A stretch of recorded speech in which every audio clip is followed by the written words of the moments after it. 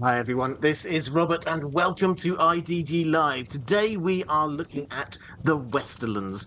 Last week we looked at House Lannister. Before that, we had a look at one other house in the Westlands. But today we're doing, and Andrew Kay in the chat spotted you called it, this is the and all the rest of it video for the Westlands. All those other houses, there are many fascinating, interesting houses in the Westlands that we don't actually get huge amounts of information on in the main story because they're always slightly off camera, as it were. We haven't really been to the Westlands in the main story of A Song of Ice and Fire. We just have people thinking about it, remembering it, stuff happening off screen. So this is what we're doing today. Is they're looking at, pardon me, at the Westlands as a whole. I've got a whole load of questions I will get to, but I will start as I always try to. With a bit of an overview for you. Now, I thought what I might do this time, first of all, let's see whether we can get the map up. Here we go. So this is quartermaster.info. Please do go and check them out. And I find it a really good map, very interactive map to be using. Now, when we're talking about the Westlands here, this is a sort of the left side of this map. In the middle of the map is the Riverlands. You can see the Isle of Faces, the God's Eye Lake over there on the right. The Westerlands are that part on the left, the mountain range which you see going down there, and then the lands off to the west of it, sort of squashed between that and the sea. So that's what we've got. Geographically, it's quite similar, actually, to a few of the other kind of fringe areas, regions in Westeros. If you remember when we were looking at the Vale, that too was hemmed in by mountains with just some quite lush areas in the middle, if you managed to get in that far. Dawn, similarly, when we get there, hemmed in by mountains. The north, again, not hemmed in by mountains, but quite cut off from the rest of the Seven Kingdoms. So what we have here is not a situation like the Riverlands where everybody's passing through it to be going to somewhere else. There's always going to be wars fought over it because it just happens to be in the middle. Here we have another naturally defendable kind of region. It's not the same extreme as we get with the Vale, where there really is just one mountain pass through that you can use. Here, there's quite a few that cut through the mountains. You can see, in particular, there you've got what is the River Road, which sort of heads up towards River Run. That goes through places like the Golden Tooth, which is a fortress there guarding a pass. We've got another, if you head further south, the Gold Road, which connects Castle Rock, Lannisport, all the way across to King's Landing. And there are several more passes which head through the mountain ranges as well. So it's not as impenetrable as the Vale, but still quite easily defended. Now, what I thought I would do just to sort of start off this time is just give you the opening couple of paragraphs or so of the description we have of the Westerlands in the world of Ice and Fire. So this is the official description of it and early history, if you like. The Westerlands, it says, are a place of rugged hills and rolling plains, of misty dales and craggy shorelines, a place of blue lakes and sparkling rivers and fertile fields, of broadleaf forests that teem with game of every sort, where half-hidden doors in the sides of wooded hills open into labyrinthine caves that wend their way through darkness to reveal unimaginable wonders and vast treasures deep beneath the earth. These are rich lands, temperate and fruitful, shielded by high hills to the east and south and the endless blue waters of the Sunset Sea to the west. Once the children of the forest made their homes in the woods, whilst giants dwelt amongst the hills, where their bones can still occasionally be found. But then the first men came with fire and bronze axes to cut down the forests, plough the fields, and drive roads through the hill country where the giants made their abodes. Soon the first men's farms and villages spread across the west from salt to stone, protected by stout Motte and Bailey forts, and later by great stone castles, until the giants were no more, and the children of the forest vanished into the deep woods, the hollow hills, and the far north. So that's what we have as an overview and an introduction here. And I think that we'll talk a lot about the mines, the gold, the silver mines that we have in the Westerlands, the mountains. This is something a lot of us understand and appreciate about the Westerlands.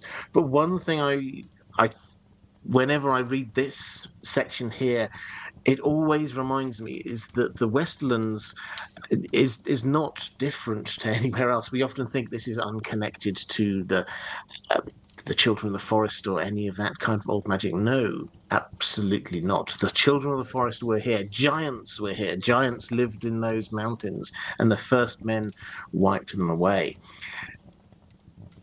And there is still evidence of that existence. If you look, as I say, even now it says that there are hidden doors into subterranean caverns. It's riddled by caves. It's underground. This is true for across Westeros, but particularly here in the Westlands, is that there is an underground world every bit as much as there's an overground world. The the children of the forest lived in their hollow hills, and there were many of them here. So, even though, as we'll get onto in just one second, even though there aren't really very many First Men families still in the Westlands compared to quite a lot of the Riverlands, even, and the Vale, and obviously particularly the North, there are still evidences of the children of the forest here, dotted throughout the Westlands. So, the first men came in, and they built farmsteads, they chopped down forests, they made castles, they killed the children of the forest, drove them into deep forests, or simply out of the region completely. The giants, you can still apparently sometimes find giant bones in the hard to reach parts of the hills and mountains. They were all destroyed. And the first men set up these petty kingdoms dotted across the wastelands. Now, the situation here is not dissimilar to what you find in many other parts of Westeros. We've heard that similar story in other places. These houses grew up, they became lords of their own area, of their own land, and eventually some of them started styling themselves as king. The greatest among these were the Casterlys at Casterly Rock. Now, we looked a bit about that obviously last week. House Casterly were supplanted by the new House Lannister, and we get the legends of this through of Lan the Clever. The Lannisters became the kings of the Rock, and they lived in Casterly Rock, inside the rock. The image that I have sort of behind me here is from the TV show, which sort of shows a castle on top of a hill. That's not really how George R. R. Martin describes Casterly. Casterly Rock, yes, there are a few fortifications on the top of the rock, but most of the structure, the building, is inside the rock. Caverns, chambers, and it's not like living in a mine. This is beautiful. They have light beaming in at angles from the outside. They have mirrors, clever use of mirrors, and a huge hallway filled with all the gold ornamentation. This is bright. This is airy, and it's not at all dingy. Deep down below at the very bottom, yes, there are mines and the like there. And this kind of model of actually having your castle inside the mountain, inside the hill, is not uncommon. There's quite a few houses. So Castamere being the classic example. Again, we've talked about that, where House Rain were. They had a very similar idea. We also get the Crag, again, quite similar there. Again, that's where House Westling are. So we get these petty kings set up across the Westerlands, and then um, slowly but surely the Lannisters start to extend their influence and their presence. What you'll find is that the first Lannister king who really comes to prominence is Lorien the First, and he um, has Casterly Rock and Lannisport, this burgeoning town or city, port city, just next door. They head up the coast. They expand their empire up the coast to Castamere, the Crag, and Banefort. So if you're sort of looking on the map there, just along that western coast of Westeros, um, we're not told how much further inland they go. That seems to be that their empire at the time, their kingdom at the time, was this sort of strip of land along the western coast of Westeros. Why did they capture those parts? Well, partly I think they were looking to protect themselves. The biggest you could, it's just off the sort of top left of this map. You can just see Pike there. The Iron Islands are just off the coast, the northwest there of the Westlands. And the Iron Islanders, House Greyjoy, and the Iron Islanders, they have a long history of raiding the Westerlands. This was the fertile, pardon me, fertile, easy ground for them to be coming in. They wouldn't, most of the time, they weren't there to be building their own empire. They were literally raiding. They were taking things, they were killing the men, taking the women. And eventually maybe selling some of them back. But this was the reaving way for the Iron Islanders. And the Lannisters, although they were largely protected in Casterly Rock, um, it will have done them a lot of good to expand out their kingdom. So you have places like Banefort here, which could actually act as a buffer between Casterly Rock and the Iron Islands. Similarly, a bit later, we get a little bit more of expansion out. You see Fair Isle there, that island just off the west. That's House Farman. We'll talk about them in a little bit. They have a long history of fighting against the Iron Islanders. And again, the Lannisters expanded out their kingdom, brought them in as well. What's interesting is that they never really, it would appear, um, try to expand out beyond these very clear and strong borders of the mountain range and down into the south. There are some strong, if we went south of here, you'd start heading into the Reach, and there are some strong houses like the Gardeners and the High Towers.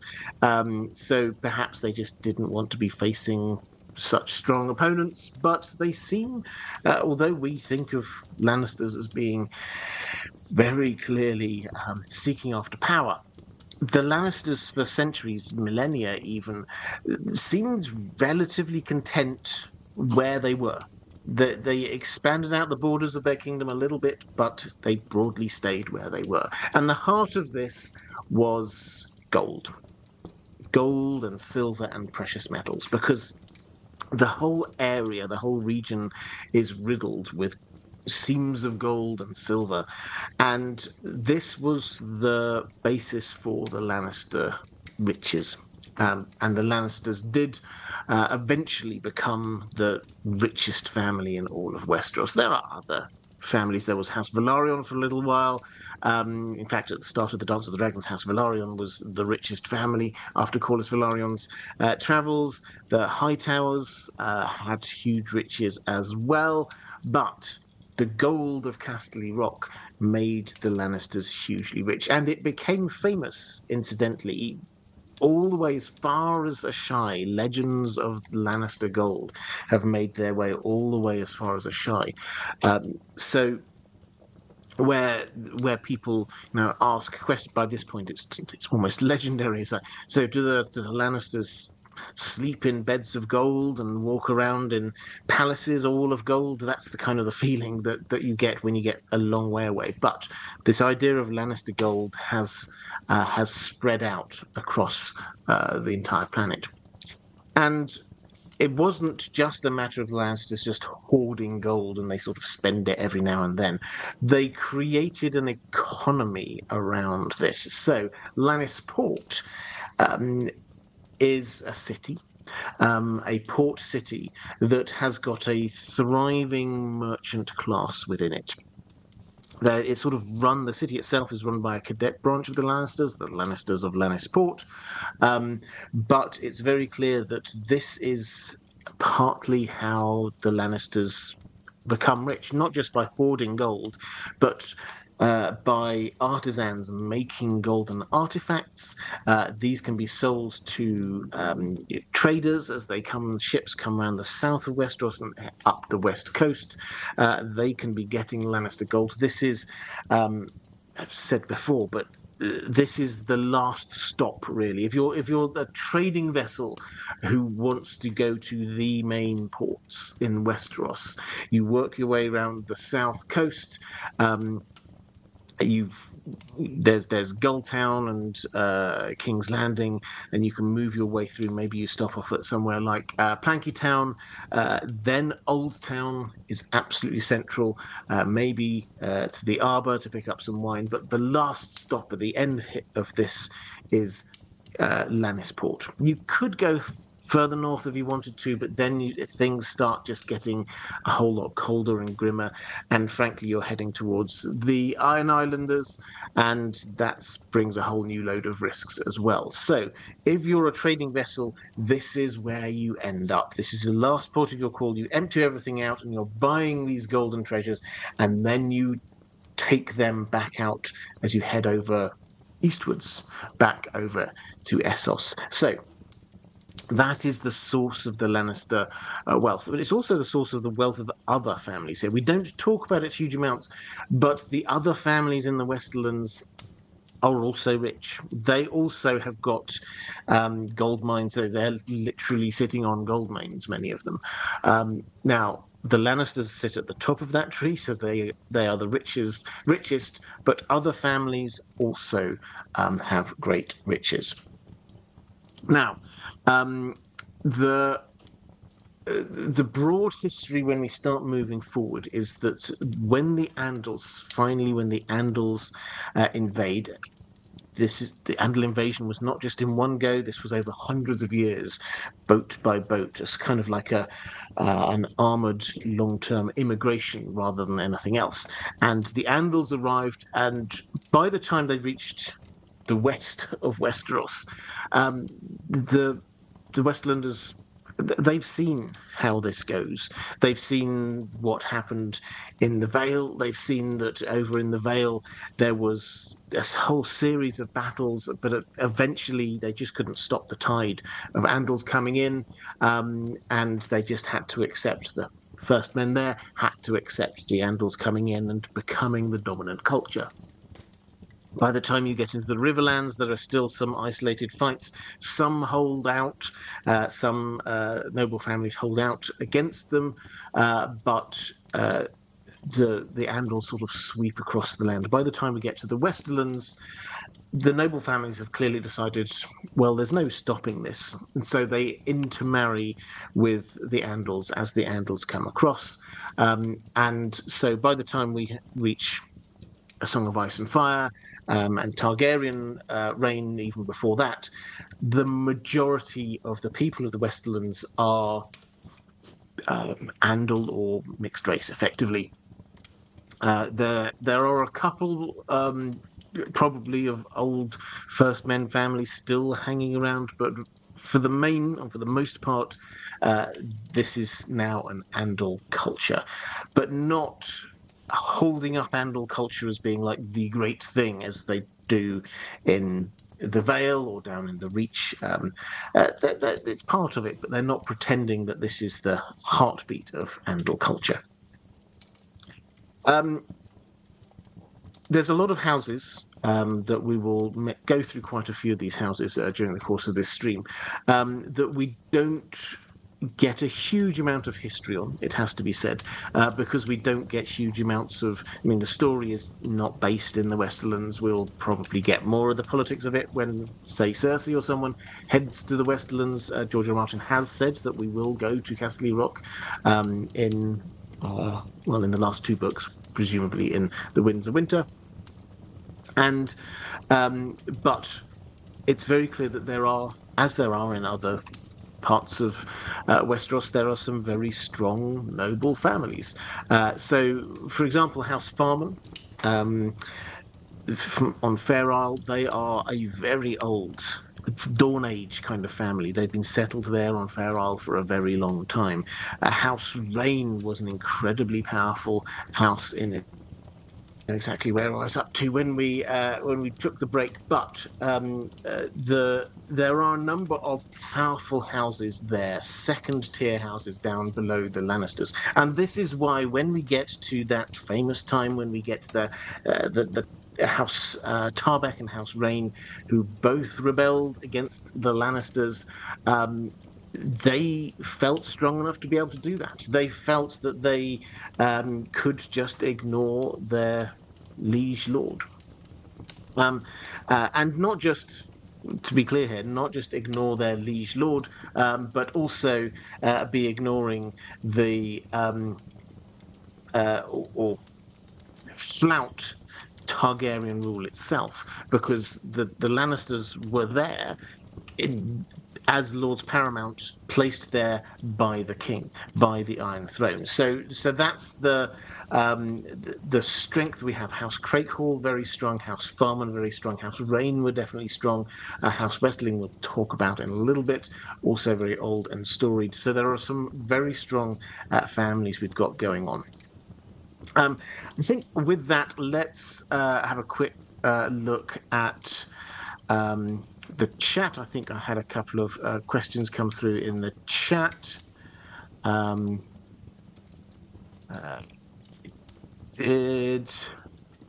Let's see whether I can find.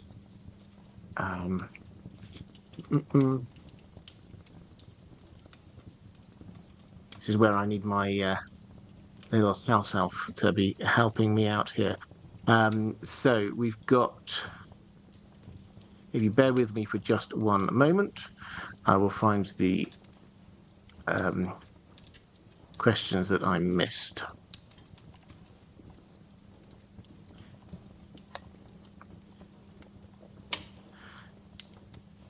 Okay, so White Man saying, good evening, Maester Robert. Greetings from the Isle of Anglesey. Oh, well, just greetings back to you. Anglesey is a fine, fine part of the world with one of my favourite castles in the world, actually, Beaumaris Castle. Wonderful. I'm a bit of a castle nerd. Beautiful moat, curtain wall, concentric walls keep its a model of how a sort of a castle of that age, a Western European castle of that age, should look like. Sadly, they didn't manage to finish it. But yeah, a beautiful castle. Weirwood Net, didn't see a question attached to that one. But thank you very much. And Auntie Slayer saying, hi, Robert. The Westerlands are intriguing, yet we've hardly seen them in the books compared to the other regions. Whose POV will we see them from? Well, this is a really interesting one. I personally think, and I mapped this out a bit last time, what we're likely to see is the answer to your question is Cersei, but how we're going to get there is Cersei is currently ruling King's Landing. When I say currently ruling, she is the regent. Kevin Lannister has come back and basically taken control from her. She's only just sort of returned from being imprisoned by the High Sparrow. But Kevin Lannister's been killed by Varys, and Varys has planted some clues there that will definitely make Cersei think that this was the Tyrells who did this. Cersei will take this out on the Tyrells. Whether it's exactly the same way that we saw it happen on the TV show, when she's basically blowing up the Great Sept, or whether it's a different way, I do not know. But certainly, all the indications are that she is just going to be causing chaos in King's Landing. And the echoes are there from the Dance of the Dragons. The people will start to turn against her as well. They're going to have a good alternative appearing, coming through as well when we've got Aegon the Sixth, currently at Storm's End, just 2 weeks' march away from King's Landing. He is surely going to be moving on King's Landing, and she will eventually have to leave. And where does she go? The only place she can go is back to Castle Rock. And assuming we stay in her POV, we will see her go to the Westerlands and go to Castle Rock. And then she'll be licking her wounds. What does she do next? How does she regain control? How does she get revenge on the enemies who she's now going to be convinced they're everywhere? And to be honest, she's probably right. They are everywhere. But that will be, I think, how we will see the Westlands and Castle Rock. It's through Cersei's eyes as she escapes King's Landing and goes to try and find a safe place. Okay, so let's see whether we can get some of my questions from my patrons up. Here's hoping they didn't all get lost when this went down.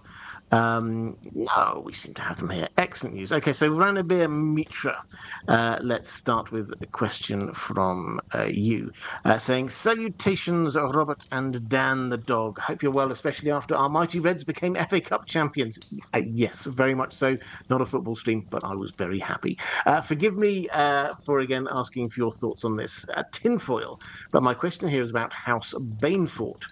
If you open quartermaster.info and see the map, you'll notice that the Banefort and Castle Pike are like two castles which were almost supposed to be on the same road to one another, except now they are separated by a body of water. What do you think of my tinfoil? That it is the Hammer of the Waters which caused the Iron Man's Bay to break into the Iron Islands, and that the Banefort was the original fortification piece against the Iron Islanders. And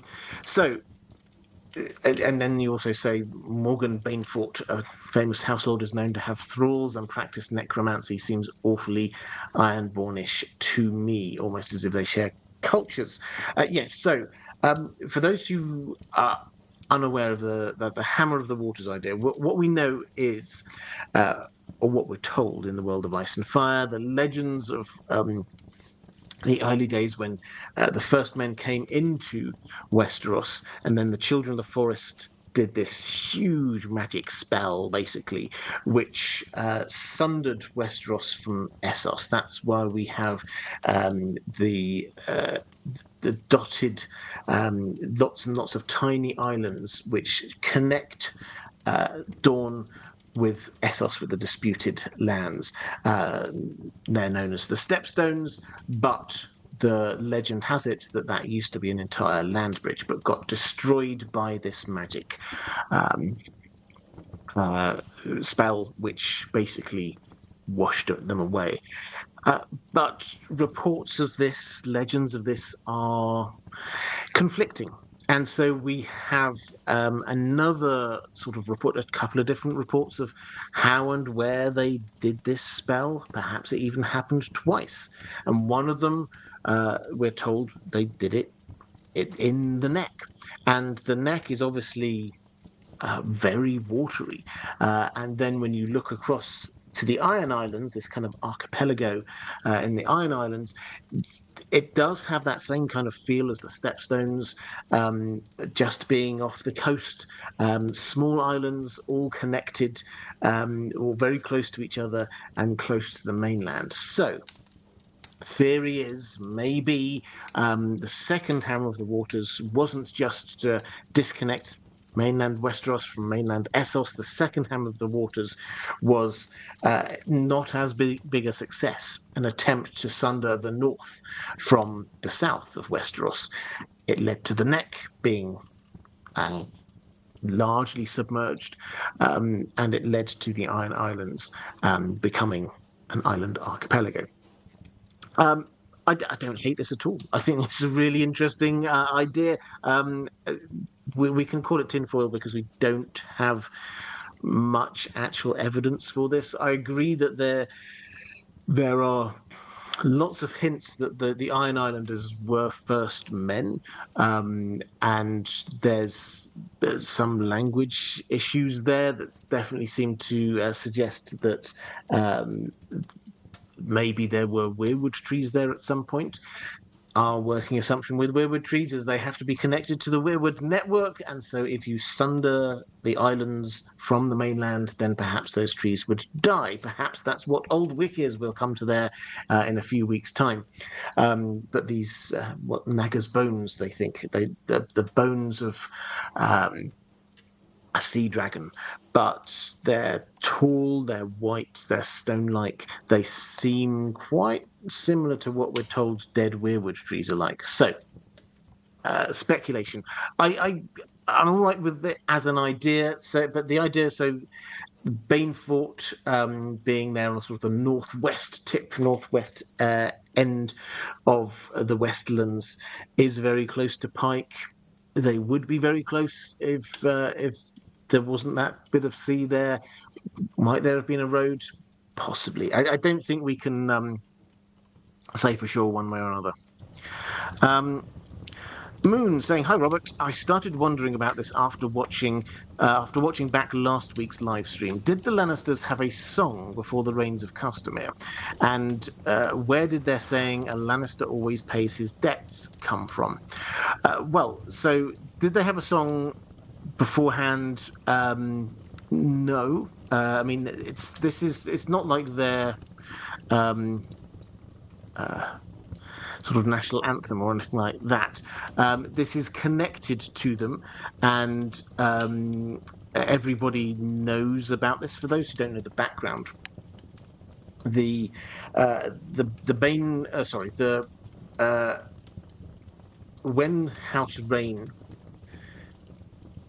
rebelled against the Lannisters, the and Tywin dealt with them brutally. Uh, a song was written called by commission from the Lannisters, "The Reigns of Castamere," basically describing what happened. And this then became a kind of a tool used, kind of psychological warfare threat used by the Lannisters, particularly Tywin Lannister, when the House Farman was starting to get a little bit rebellious. He just sent a musician, a bard, over to them and played the Reigns of Castamere, and they got the message: do not mess with House Lannister. And so when we come to the um, the Red Wedding, what we see there and the song "The Reigns of Castamere" appears, this is completely out of. This is why Cat is starting to get on edge. There is no place for that song at a wedding between House Tully and House Frey. That is a threat from the Lannisters. So there wasn't a song before there. They didn't have like a particular anthem or anything like that. In terms of the other half of your question, Lannister always pays his debts. Is also, again, it's not their official house words. Their official house words are "Hear me roar," but everybody associates this saying a Lannister always pays his debts. Now, where does that come from? Well, I think this clearly works on a number of different levels. Firstly, it's a kind of a showing off thing. We always pay our debts because we've got cash. We're rich. We can always pay any debts. That's not a problem. And that was then good for them. And it, as a sort of a tool of diplomacy, it allowed them to do a lot of things. You see Tyrion, incidentally, do this quite a lot. He can use the good name of the Lannisters as credit. So when we get towards the end of Dance with Dragons, he is there uh, buying his freedom, basically, by writing out checks against the Bank of Lannister, basically, and almost no one else would have been able to get away with that. The only reason why he could was because they know that he's a Lannister, and a Lannister always pays their debts, because a Lannister always can pay their debts. Everyone, as I say, the legends of Lannister gold have stretched all the way over to the far ends of Essos as well. Uh, but there's obviously an extra layer to this as well. It's not just a we're good in business, you can trust us, we're good for the money. The hint here is that we will pay people what they're due, like House Rain. They can be destroyed because we always pay our debts. So uh, it's an unofficial set of house words, but it's better for them, um, and than just this "hear me roars" a little bit. It doesn't really sum up the spirit of House Lannister. Um, right, let's have a quick flick through the chat.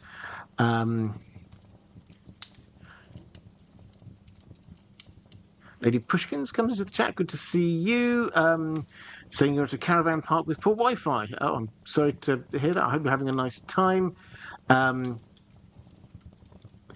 And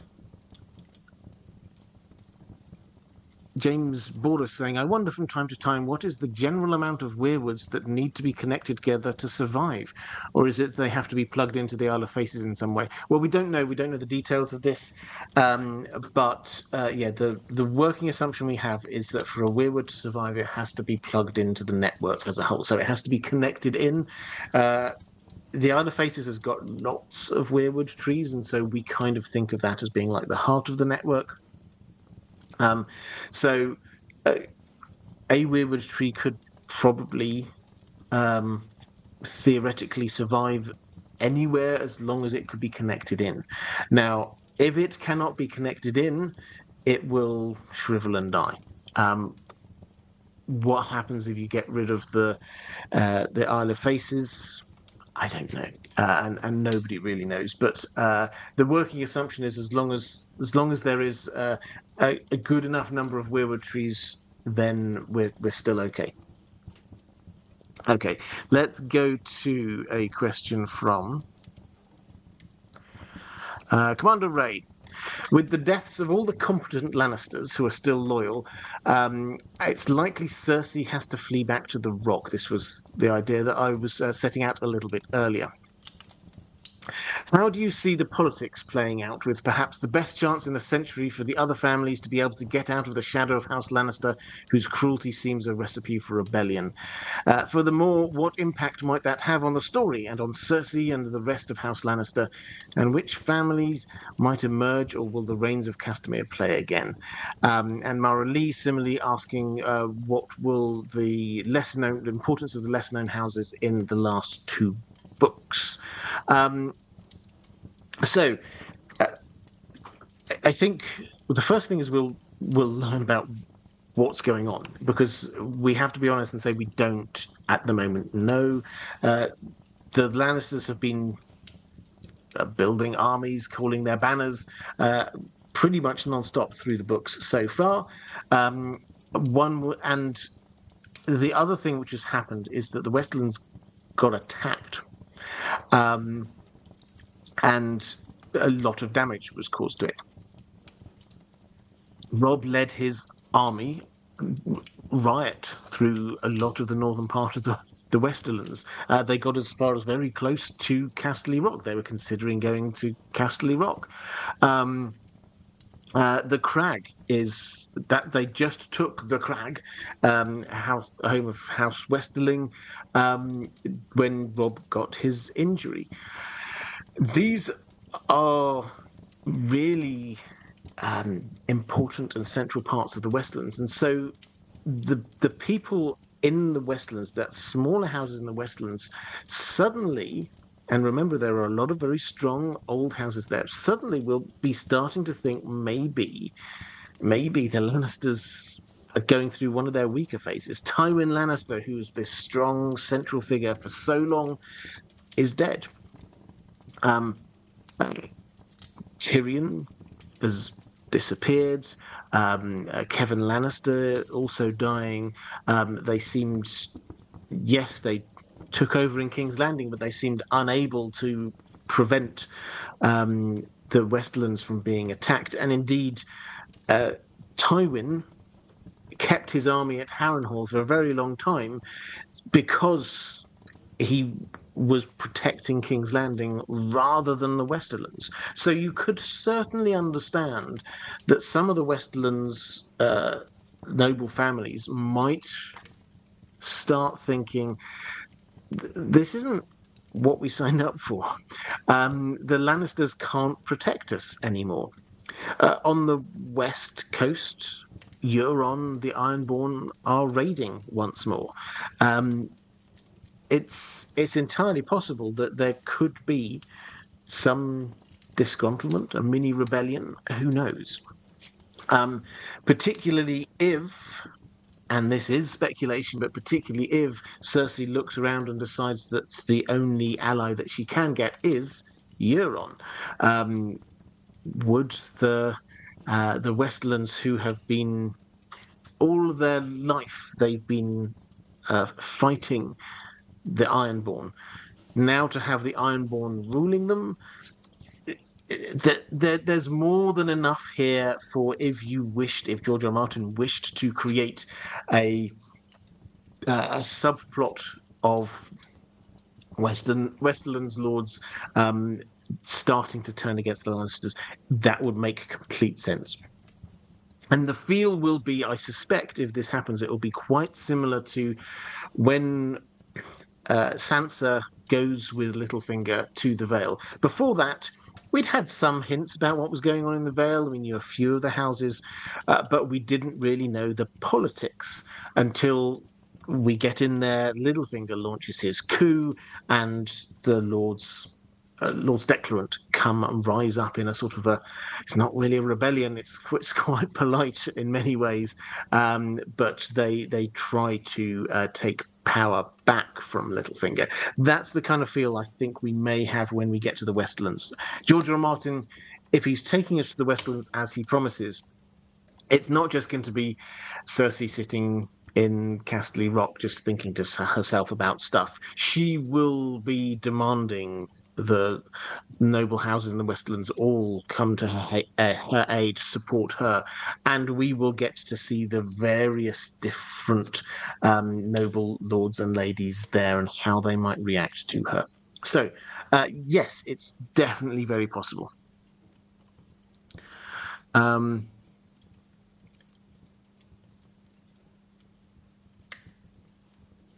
The question in the chat from Kirsty Angel saying that the rock is based on the Rock of Gibraltar and is one of the Hercules pillars. He smashed the mountain in two in 12 labors. Could the rock be connected to another? Could have been connected to another land before. That's quite interesting. So yes, George R. Martin has said one of the inspirations for Casterly Rock is the Rock of Gibraltar. For those who don't know, Gibraltar is this massive rock just on the southern tip of Spain. I'm not going to get into all of the politics of that. Currently a British territory disputed by Spain, but the Pillars of Hercules are these two. There is a similar rock on the sort of outcrop just south, which form a sort of a channel through which you have to pass in order to get to the Mediterranean Sea. So hugely strategically important. Yes, we get this mirror for the Rock of Gibraltar there. So if Casterly Rock is based on the Rock of Gibraltar, does this mean that there's another sort of an echo of it somewhere else? I don't think necessarily. I don't think George R. R. Martin can take inspiration without from a thing without following through and doing it exactly how it is. So he took inspiration from Hadrian's Wall to create the wall, but that doesn't mean that everything you get on Hadrian's Wall is what you've got on the wall, for example. So the big difference is that Castley Rock is massive. It's to call it a rock is probably the wrong way of saying it. This is 3 times the height of the wall. Just to give you some kind of context. And so all of inside of that has got all of these chambers and layers inside that. This is a city within basically a standalone mountain.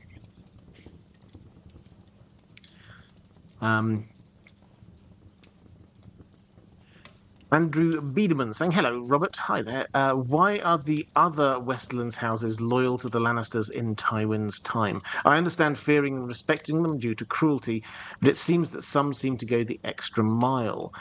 Lady Westling wouldn't have had to be feeding moon tea to Jane. The Hound doesn't care about his house and easily could have left to serve another nicer lord who would have kept him further away from his brother too. I mean, it's an interesting question. Why do the houses in the Westerlands kind of fall into line, as it were, behind the Lannisters? If they are strong, is it just out of fear? No, I don't think it's just out of fear. Although, to take those 2 examples you used, we looked at House Clegane a couple of weeks ago. The moment that the Mountain became Lord, the Hound left the family home. He went to take service with Tywin Lannister and the Lannisters. Why did he do that? I think in this particular instance, this is because he left because there is, I mean, a fear of his brother is perhaps just one element of what was going on there. But what he knew was that the Mountain was not going to go against Tywin Lannister. So if there was one person in the entire world who could offer the Hound protection against his older brother, it was Tywin Lannister. And so that is why the Hound went to serve Tywin direct, rather than go anywhere else. He knew he wasn't. He owed his fealty to the Lannisters anyway, so this made logical sense. He may well have managed to find service for some other lord in the Riverlands or something, but he would always be viewed with a little bit of suspicion, and he wouldn't have that kind of protection. As for the Westlings, why? I mean, I think I've got some questions on this a bit later, so I'm not going to get all of the detail here. But for those who kind of maybe show-only people, there's a whole extra layer of plot going on with Robb Stark's wife. Now, on the show, it was Talisa. She came from Essos, so she was outside of all of the politics of Westeros. Here in the book, however, she is a daughter of House Westerling, one of the oldest and most reputable houses in the Westerlands. And Robb gets injured in attacking her home castle, basically, and she helps to nurse him back to health. They sleep together. Robb feels on a bound to marry her, and that then leads to a position where because a lot of his bannermen then, the Freys, for example, head off. Some of the closest people now in his army are actually people from the Westerlands, people from House Westerling, which made for quite an odd dynamic.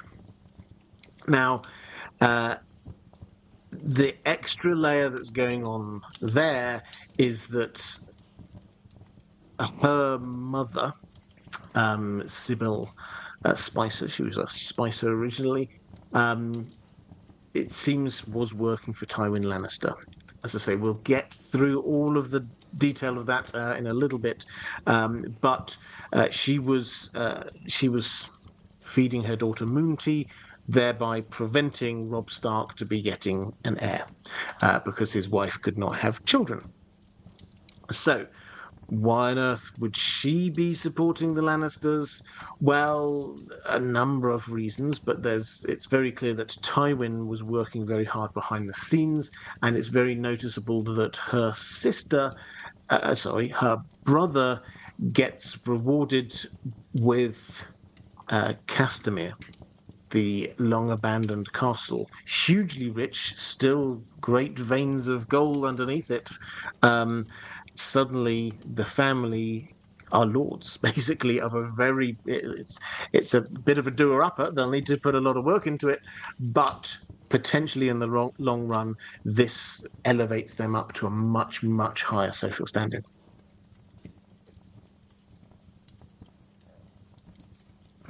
Chaos Ballerina. Did any of House Broom survive the dance? Did they become House Broom, or was it a cadet branch, or was one as his broom without an E, or was one a cadet branch of the other? Which castle do either brooms live in?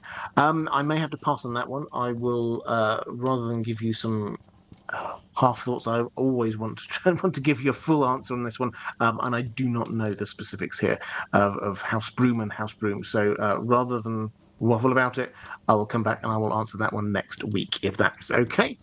Um, and Martin S. Hi there, Martin, saying, I went to Gibraltar 2 months ago. Large rock indeed. Indeed. But bad weather. But it was bad weather when I was there. They have their own version of the UK pound sterling, but they drive on the right, unlike left side driving UK. Yeah, absolutely. I mean, I've not been there myself, but I know plenty of people who have, and it's a fascinating place. Um, let's go to Stephen, saying, Hi, Robert and Dan. Dan the dog, who has gone to bed. I have a question about the first Blackfire Rebellion. It seems that most of the nobles who joined the rebellion were from lower order houses, whether their motives were ambition, chivalrous idealism, or a particular grievance. Were there any houses from the Westerlands that joined in the rebellion, or were the Lannisters firmly in control at the time? Well, uh, we don't actually have a full list for the first Blackfire Rebellion of who's on which side. We just have to pick it up from bits of information we have in the World of Ice and Fire, and also in the Dunk and Egg stories. Particularly when you get to the Swan Sword, a lot of that is talking about the Blackfire Rebellion. A lot of the backstory for that book is about the Blackfire Rebellion. And what it's very clear from that is that this wasn't a matter of it being easy to say, well, that region was on this side, that region was on the other side, or even that house was on this side and that house was on the other side. This was a very complex situation where houses next to each other would pick different sides. Both felt that they were in the right, a bit like the Dance of the Dragons that we know a whole lot more about. But rather than there being this kind of very clear, you're supporting the Greens or the Blacks, people, individuals from some houses joined to support the rebellion. And we do not know whether that means that the house as a whole supported the rebellion or just some individuals. Some clever houses hedged their bets by sending some individuals from their side off to support the rebellion, but kept the house itself technically on the main supporting Deeran's side of the argument. So that whoever won, they could claim to have sort of supported them. But a lot of these houses we simply do not know all the details. We do know that House Rain, there was a member of House Rain who joined the rebellion. House Tarbeck, similarly, they kind of swapped sides partway through. Um, we don't know any more than that about the other houses in the Westerlands. Um, Question from Catherine Furseth saying, Hi Robert, could you please talk about House Farman, their history, their most important interesting characters? They seem to be one of those houses that has a rich and interesting history popping up throughout the story in important places and around important people. Alyssa Farman, to name just one. Their house is ancient, going back to the Dawn Age. Do we see any traces of that in their culture? If this house has one central quality, what would it be, and how do we see this play out? Is it their longing for the sea? Yes, it is their longing for the sea. That's the main quality that they have. We tend to sort of think about there being three big fleets in Westeros. We get the Royal Fleet, we get um, the Red Wine Fleet, and then we get the Iron Fleet. But there are particularly along the west coast, most of the houses there have got um, a significant fleet of their own. Uh, House Farman, as an island house, it's very sea based. And so they have got a large fleet of their own, and that is very broadly their main the main thing to sort of distinguish them from the rest of the Westlands. The other is their hatred of the Iron Islanders. They considered themselves, and other people considered them, as the main defenders against the Reavers, against the Iron Islanders. Um, on the west coast. They, being the closest island to the Iron Islands, then this was what they saw their duty and role in life, as to be protecting not just themselves, but also the west of the Westlands. Um, as for interesting characters, it's noticeable that the amount of information we have about Fair Isle and House Farman is relatively limited until we got in Fire and Blood this a lot of information suddenly connected to Rhaena Targaryen. Now, the I'll join this up with a question from Mr. Worldwide saying, I feel particularly bad for Andrew Farman. Um, do you think Queen Rhaena? Why do you think Queen Rhaena married him in the first place? I know she said he was kind, but I find it hard to believe a queen to two prior kings would rush a wedding to a second son because he was simply kind. Okay, so let's unpack. This is quite early in Targaryen history, but it's quite a significant moment. Rhaena was married to Aegon, who was the firstborn son of Aenys. So Rhaena was the granddaughter of Aegon the Conqueror, and she had been married. She was married to her brother, who was the heir to the Iron Throne. After Aegon, we have his son Aenys. After Aenys died, then the heir apparent was Aegon, who styled himself Aegon II, but was remembered in history as Aegon the Uncrowned, because he got stuck out in the Westerlands when his father died, and that's the point at which Maegor returned. Visenya went to get him, and basically Maegor claimed the crown for himself. Now, Aegon, Rhaena's husband, was killed by Maegor. They had a dragon fight. Maegor was an Balerion the Black Dread. Very one-sided. Aegon died. Maegor, a little bit later, you'll remember that he eventually married 6 women. One of those was Rhaena. And so Rhaena was one of these black brides that he had later on when he was desperate to have children himself, and he just tried to get. Right, I want women that I know can have babies. And one of those women was Raina because she had twin daughters. Now, so Raina was um, married to Aegon the Uncrowned, then married against her will to Maegor the Cruel. After all this, Jaehaerys takes the throne. After Maegor dies, Jaehaerys takes the throne. Rhaena has had a pretty horrible time. It has to be said. The person that she was married to is uh, is dead. The person she then got forcibly married to somebody else who is now dead. The other person, the second person she got forcibly married to, was the person who killed her first husband. This was pretty horrific for her. Her children, who you could probably make quite a good case that her eldest daughter should probably have had been next in line. Maegor actually named her eldest daughter his heir, but Jaehaerys took over anyway.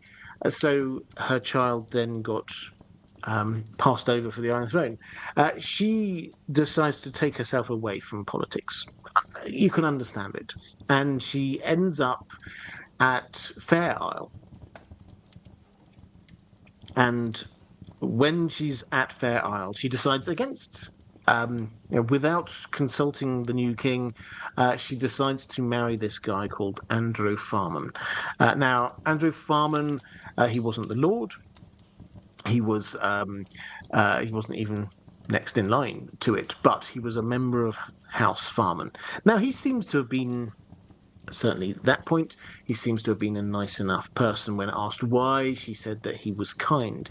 Now, are we to believe that that is why she decided to very swiftly marry this third husband? And I think we're given two answers here, really, by George R. R. Martin. I mean, this whole thing is given to us by Fire and Blood, so we're not given a full POV. We're not told exactly what was going through her mind. I think the idea that if she were to choose somebody to be married to, if she did wish to be married, that she would choose a kind person after what she went through. I think that, to me, that makes complete psychological sense.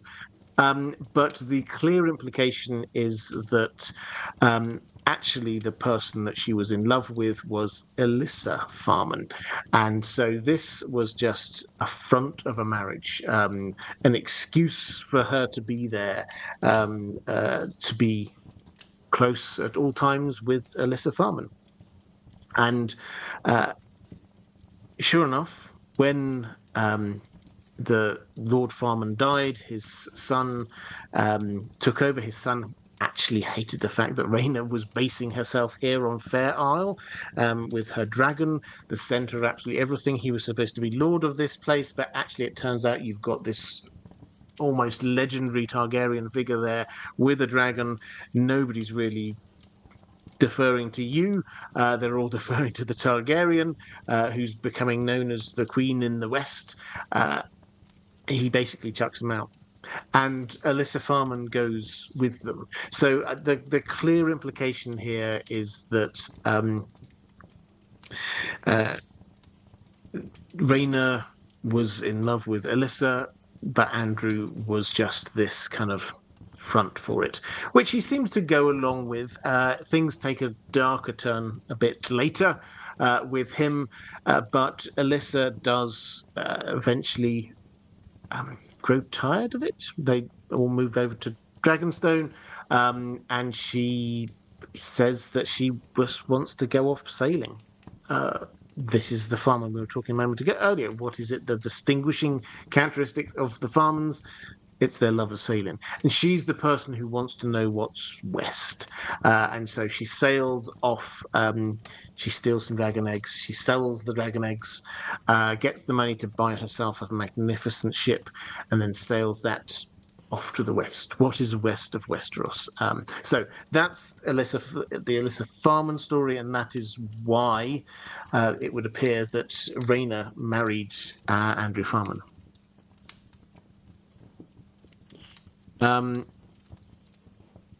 Let's go to a question from Lord Medici saying, 7 blessings, Robert. 7 blessings to you too, sir. My question does concern the Lannisters, but not as a family, but in terms of the rulership status of the Westerlands as a whole.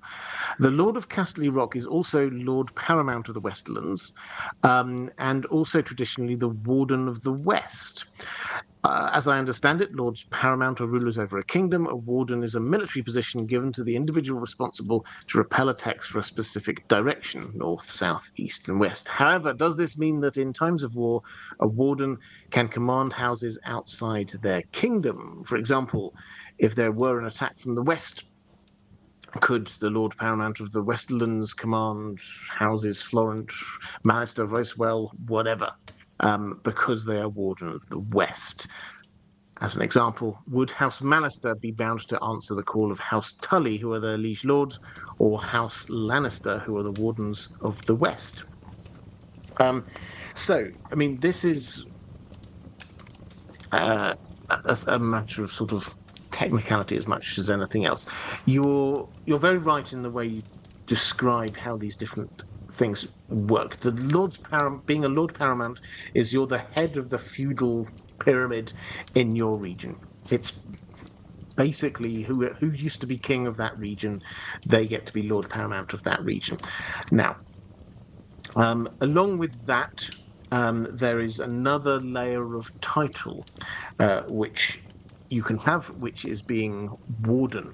Now, there are wardens for the north, south, east, and west, and these traditionally are held by 4 particular houses. In the north, for example, the Lord Paramount of the North is also the Warden of the North.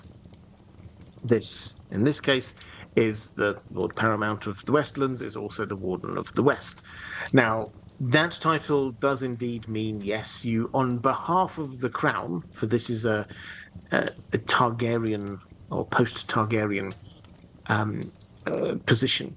On behalf of the crown, you would be leading the defense of the realm for an attack from that side. That's the idea. So, not that there is much to the west other than perhaps the Iron Islanders, but the Warden of the West would be in charge. Now, the Iron Throne would be in charge of deciding who, that they could say to the Lannisters, you need to go off and help there, and the person who's heading up this army basically is going to be Lord Lannister. So that is, it's not giving them sort of temporary control over any house there. It's just saying there's going to be an army or a navy there set up to defend Westeros, defend the Seven Kingdoms.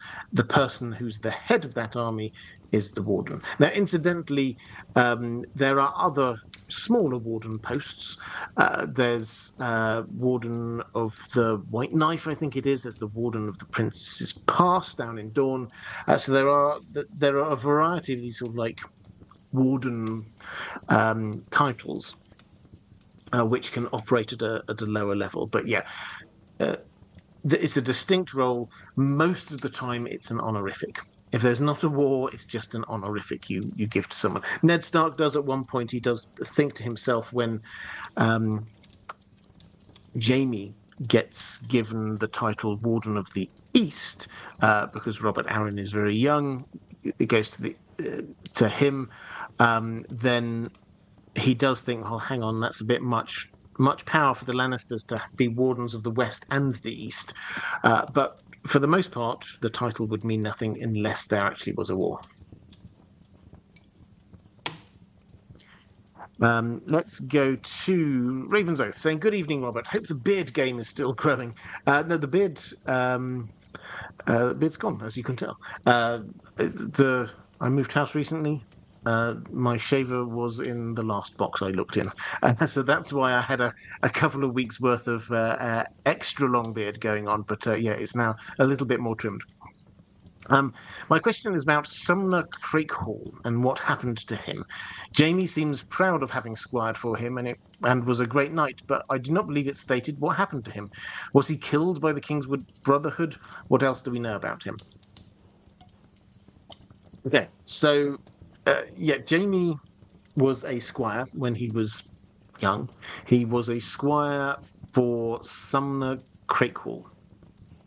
Particular, he went off with Sumner Crackle to fight the Kingswood Brotherhood, which was basically an outlaw band in the Kingswood, which is the wood just south of King's Landing, or between King's Landing and the Storm's End. And um, it's there that Jamie distinguishes himself and he gets knighted by Arthur Dane. Jamie thinks back a few times to when he was squire, and he seems to think back in a kind of a positive way. This was actually psychologically for Jamie. You have to remember that this period of his life before he becomes a member of the Kingsguard and before he obviously becomes the Kingslayer, this is the simple, carefree part of his life, and he often looks back on it quite warmly. Now, in particular, when we're talking here about Sumner Crackle, um, the Crackles are one of the top tier houses in the Westerlands. They're just based just south of Casterly Rock. They're great hunters, and Sumner Crackle appears to have been, he was quite a big man. He was a good knight, and it seems that he taught Jamie well. But Jamie does think of him two or three times as being quite old. So the implication is that although he didn't seem to die in the Kingswood Brotherhood battles, that probably was his last action per se. Certainly by the time of A Song of Ice and Fire, his son seems to be the Lord Crackle. So we're kind of left with the working assumption that he must have just died of old age, which does sometimes happen in George R. R. Martin's world. I know that most people seem to die in battle or suspicious circumstances, but sometimes older people just die. So if he was old-ish when Jamie was his squire, then you're looking at a good 15 or more years through to the beginning of Song of Ice and Fire, and during that time, there's every chance he just died. Um, let's go to Mara Lee asking about the lesser houses in the dance. Were they all for Team Green like House Lannister? Yes, they were actually pretty much. We haven't heard. Maybe we'll find out some more. Maybe George R. R. Martin will drop a little bit of extra lore for us when in House of the Dragon he did with season one. He sort of dropped a few extra little bits around the side, but as far as we can tell, the Westerlands just all fell in behind House Lannister and all went to war for Team Green. Diego Godoy saying, Hola Robert, what do you think will happen to Jane Westerling in the rest of the main story? If or when she reappears, will she be considered a traitor by Cersei, or will Jane want to follow the rest of her family and support the Lannisters? Okay, so I will refer people to the video I did a week or two ago about the prologue to The Winds of Winter as the starting point here. George R. R. Martin has said specifically, and I always spoil my own videos, so feel free if you want more details to go to the video, but what I say there is George R. R. Martin has said that the prologue to The Winds of Winter will include Jane Westerling. Now, when you start going through, and this is what I'm saying in this video, is when you start working out what does that mean, therefore, what does that mean for the action with Jane Westerling? It quite quickly becomes apparent that this means that we're almost certainly going to be seeing her being transported from the Riverlands to the Westerlands. The where we leave off that story is that Jamie captures Riverrun, and that means that he captures, among other people, Jane Westerling, because that is where when Rob went up to the Red Wedding, he left Jane there at Riverrun, being protected by the Blackfish, who has managed to escape Riverrun, but Jane Westerling is still there. So he has got her, and then decides what he's going to do is send her off to the west, to Castle Rock. Uh, he realizes that there is no greater danger um, from in terms of sort of like rallying support for the North than if it gets discovered or thought that Robb Stark might have a child and an heir. So first of all, he double checks. There's at this point, this is about 6 months after she had last seen Rob. She doesn't look pregnant, but he asks whether she's pregnant, and her mother. This is the point at which her mother says, "No, I made sure she was drinking moon tea, so she's not." And Jamie says, "Okay, well, we're going to be doubly sure. Armed guard, you're going to go to Castle Rock, you're going to be basically locked in a room, no contact with anyone else, for 2 years, because after 2.5 years, then even if you then become pregnant, nobody will be able to claim that that was Robb Stark's." So and leave a huge gap, a big enough gap for it to be laughable, the very idea. So he puts her in this kind of like armed escort heading west with her mother and also Edmure Tully, another political prisoner. Is sending over to Castle Rock, and he's a bit concerned, is Jamie, that this is clearly going to be a prime target for somebody to try and attack that group before they get to the safety of the Westerlands. So he initially has 100 soldiers there guarding it, then he doubles it, and then he doubles it again. So we've got 400 Lannister soldiers who are in this group heading west. And that's where we leave it. He sees them off, and he leaves instructions with the head of that squad, that group of soldiers, and basically says, if that looks like she's trying to escape or Edmure's trying to escape, shoot them. Don't muck around. We don't want them out there. That's a huge risk if they get rescued. It's better that they get shot. So that's where it's been left. Jamie is concerned about an attack from the Blackfish, who escaped from Riverrun. Jamie had also freed the garrison.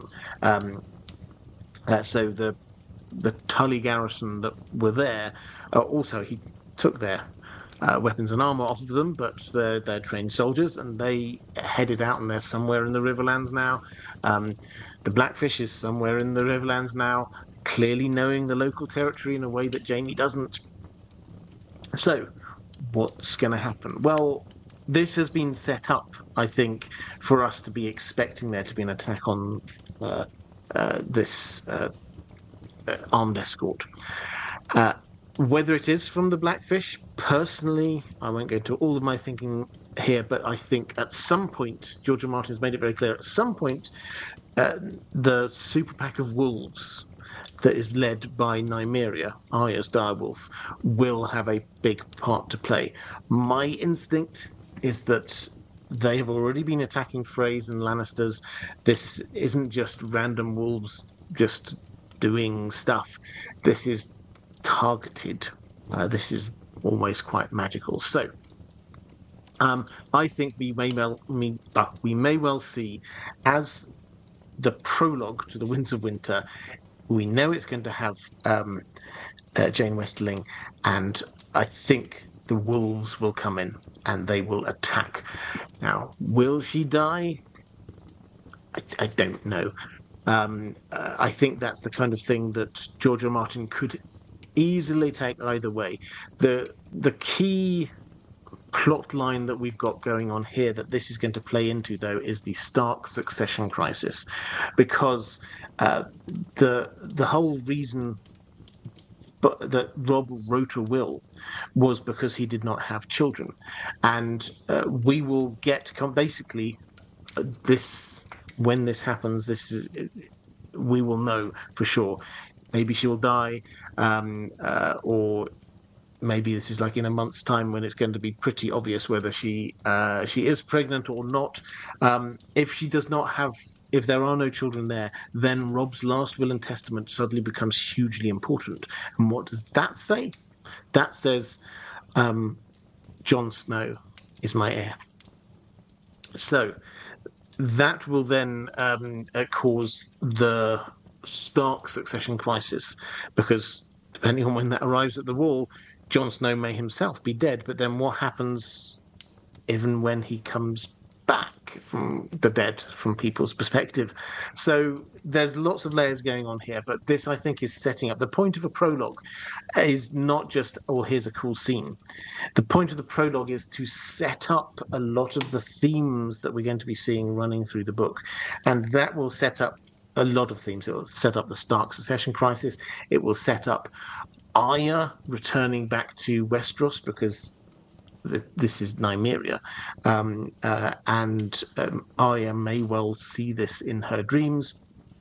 It will set up the Riverlands turning against the Lannisters and the Freys, and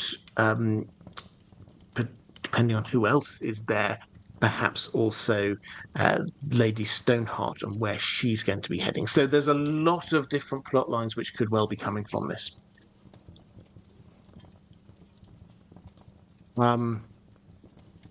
Kazuki Bay saying, when did the stream start? The stream started about an hour and a half ago. But you can head back. There was a little bit of a mix-up. My laptop shut down part way into it, and then it came back up again. So if there's a big black bit in the middle, I will try and edit that a bit later. But moderators, now is the time for me to thank you, because you do an amazing job keeping the chat going, and happy when computer technical glitches happen, like me just disappearing. You kept the chat going, so thank you very much for that, and also for the links and the friendliness, and the creating such a wonderful community. So if you are in the chat, could you show a little bit of love towards the moderators? I also want to, as I always do, thank my patrons. Patrons, thank you. I can't do this without your support, and that's why I try and prioritize questions from you. But let's go to a question from James Boris, saying, from what I gather, people associate you with H plus A equals M and J. That's Howland and Ashara equals Mira and Jojen theory. Do you have any other yet unproven theories that you subscribe to? I mean, I have to admit, I don't know what people most associate me with. I think people, my general feeling that Bloodraven's behind when in doubt, blame Bloodraven.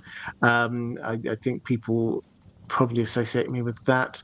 The other one that I mean, I don't know whether it's like a theory that we haven't got proof on yet. My general take is on that Hound and Ashara. I think we've got enough proof now. I think not to say for certain, but to say that that looks very likely. I'm not going to get into all of that. I'll cover that some other time, I'm sure. The other thing that I would probably say, in terms of sort of a big working hypothesis I have, is the role of the Winterfell crypts, which my general take, and I did a whole load of videos about this a long time ago. I'll go back to them, I think, and update them. But the statues, I think that the statues themselves will come to life. That perhaps called by the Horn of Winter. These are the kinds of things that if you just say them like that, then it sounds like, oh, but that's just making up random things. That for me, when you actually start digging through the evidence, that's I think there's a lot. I defy you to find a single time when characters are in the Winterfell crypts and the statues are not described in ways that make them feel alive. They're described as looking. They're described as judging. They're described as moving. There's the statues are anthropomorphized, if that's the right word for this particular. To talking about statues of humans, I don't know, but they are made to feel like they are alive. And username redacted. What happened to the actual lions of the Westerlands? And do we have any records of Lannister lords owning one as a pet? It seems appropriately flashy. Yeah, we do, and they do still have lions. There are lions in Casterly Rock, so they are there. Probably the most well. There's a couple of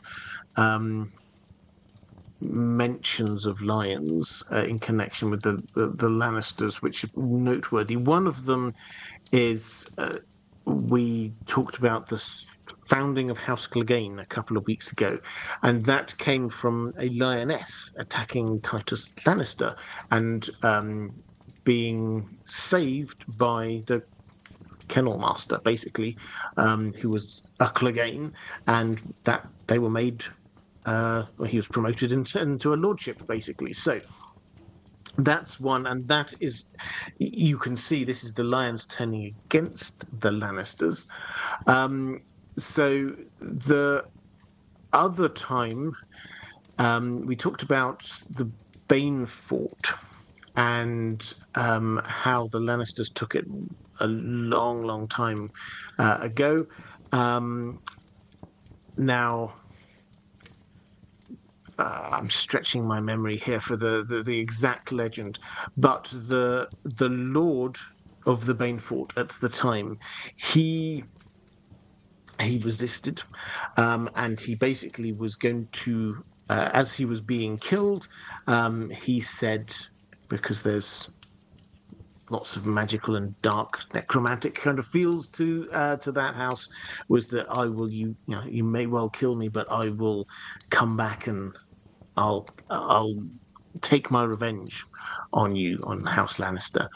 And in order to show that they're not scared, the Lannisters cut up the body of this lord who'd made the threat, cut it into parts and fed it to their lions. However, a tragic accident many years later, those same lions then turned on Lord Lannister. Is this the justice from beyond the grave? Who knows? Is it just a legend? Quite possibly. But yes, they do still keep lions at Casterly Rock.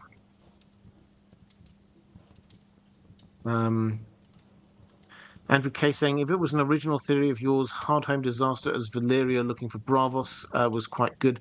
I don't think I was the first person to suggest that. What you'll find is a lot of these theories that are out there, they start 20 years ago or more, when you can find somebody suggesting something on a Reddit post or something like that. And over time with these theories, they get added to, and somebody else comes in with spots something new over here, somebody else adds something over there, and they sort of build and grow. And so what I try and do, particularly on these live streams, is try and present as many of these different ideas as possible, which it's not. I tend not to try and ascribe theories to myself. That's not where I will present things to you.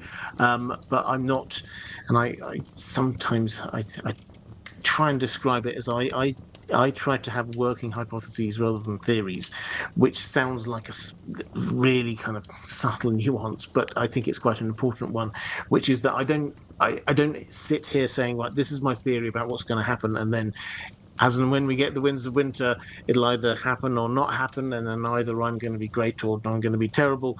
That's not how I operate. What I'm trying to do is say, on the basis of the information we have right now, this seems to be where this is heading. If it turns out that's not where it's heading because we get a whole new book with a whole new load of information, I will happily change my view, my working hypothesis, and I will happily present that to you. So when I change my mind on things, I will very happily tell you if I've changed my mind on stuff. Um, uh, One example there actually is that we're going off on a tangent, but one example there is the uh, the idea of Aegon the Conqueror invading Westeros because he'd had a vision. Um, I I didn't think we had enough evidence for that, and now George R. R. Martin has basically told us that that is the case. So from now on, that's our working hypothesis, and we will go forward with that. Um, let's go to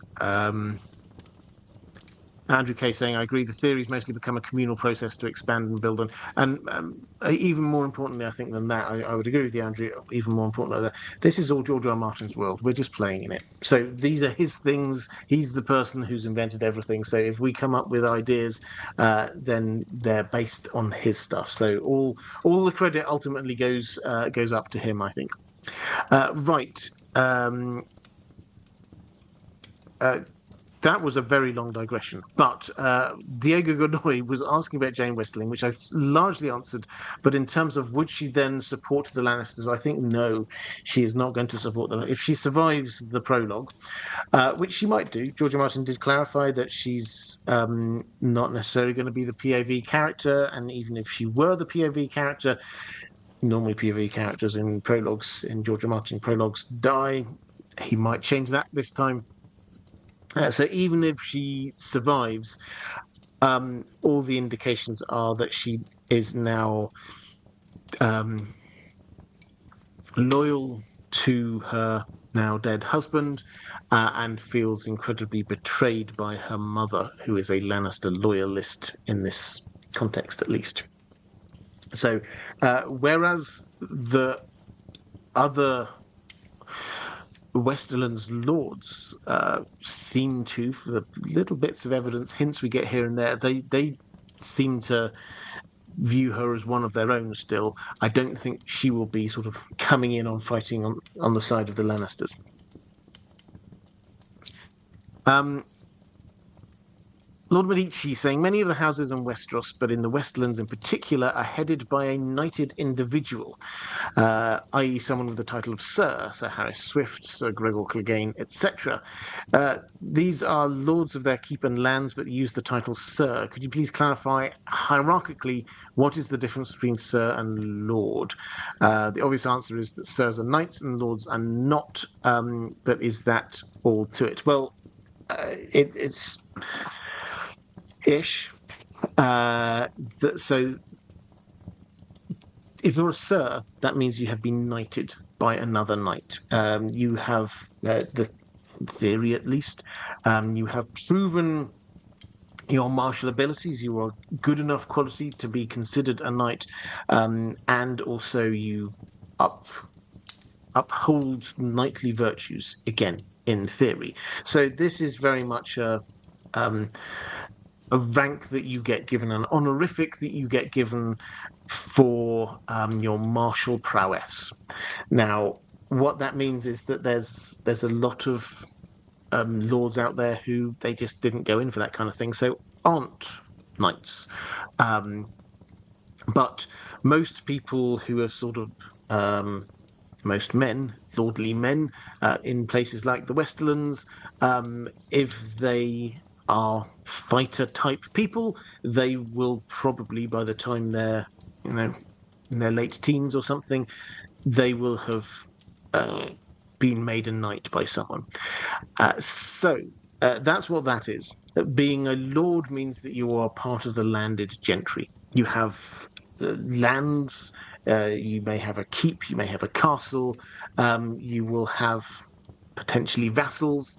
Um, you can be both a knight and a lord. And it's often the case that you grow up. So, like Jamie, for example, he was knighted at a relatively young age. Um, at, and the thinking was that he would at some point inherit Casterly Rock, at which point he would be both a lord and a knight. But more often than not, by that point, the higher social title is lord, and so you just tend to be called Lord Lannister. That's I hope that's clear enough. But that's the difference between the kind of the martial rank of showing that you're a good fighter, among other things, to be a knight. The being a lord shows that you are um, part of the landed gentry, and you have lands and monies coming to you theoretically from those lands, which can be quite small. So Lord Littlefinger, for example, is the lord of a tower and a handful of buildings. He's still a lord. His lands are very small, but also can be a lord with much larger lands. Um, Andrew Roberts saying, I'm interested to hear the history of different houses. House Rain, House Farman. Tasta also asking about House Rain. Um, I think, I think I covered both of them off already. Rather, so I mean, what I will add on House Rain is that they were one of these original houses, which were kings in their own right, and they married into the Lannisters as well. And so, if you go back through the Lannister family history, you'll find lots of Rains who married in with the Lannisters. So the twist that we don't often think about with House Rain, the Rains of Castamere, Tywin wiped them out completely. This was sort of like a bit of extended family. They're a little bit further, it's not like his cousins, but you can just go back two or three generations and there are Rains there. So this is actually a house which was quite close to the Lannisters. It's not just some um, like with the House Bolton always there, um, uh, sort of against the Starks, and they rarely kind of intermarry. This was the Rains and the Lannisters were very close. Corvus Corax saying, Hi, Robert. Thank you so much for this little community. It's nice to have your live streams to look forward to. Well, I'm delighted. Makes me very happy. Speculative question. What do you see the Westerlands doing during Dany's eventual invasion? Supporting House Lannister, the Crown, or generically team not foreign invasion? I'd love to hear your thoughts. Okay, so for this, we have to cast our mind forward quite a lot. So this does start to get quite speculative quite quickly. If we work on, I think it's a reasonable assumption that Cersei will start the Winds of Winter, effectively ruling over King's Landing, ruling poorly, and having to escape back to Casterly Rock. That probably is most of her arc for the Winds of Winter. We may see her reclaim her place in Casterly Rock. We may see her reach out to Euron to strike an alliance. Pardon me, an alliance there. But that very broadly is her her arc, as far as we can tell, for the Winds of Winter.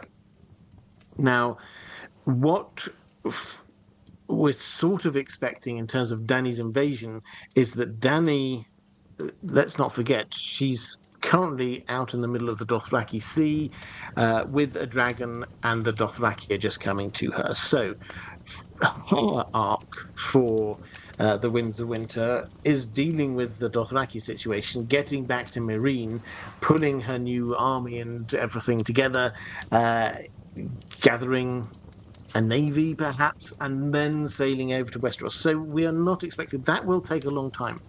We are not expecting uh, Dany's invasion to uh, take place really until the very end or of the Winds of Winter or the beginning of Dream of Spring. Her arc, it would seem, would end with. Do you remember that? I can't even remember which season it was of Game of Thrones, where finally we have the invasion fleet and Dany there with the invasion fleet. That is roughly where we'd expect, all things being equal, the Winds of Winter to be ending, or her journey within the Winds of Winter to be ending. So the reaction of the Westerlands to Dany's invasion uh, is it's a long way into the future. First, we do not know what's going on with Cersei.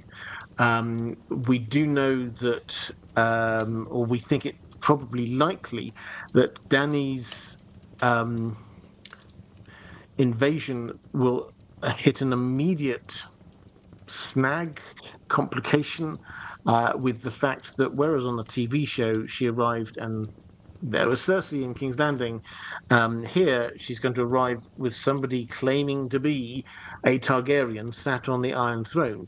And so we're going to have a huge amount of debate between them about, um, okay, so are you who you say you are?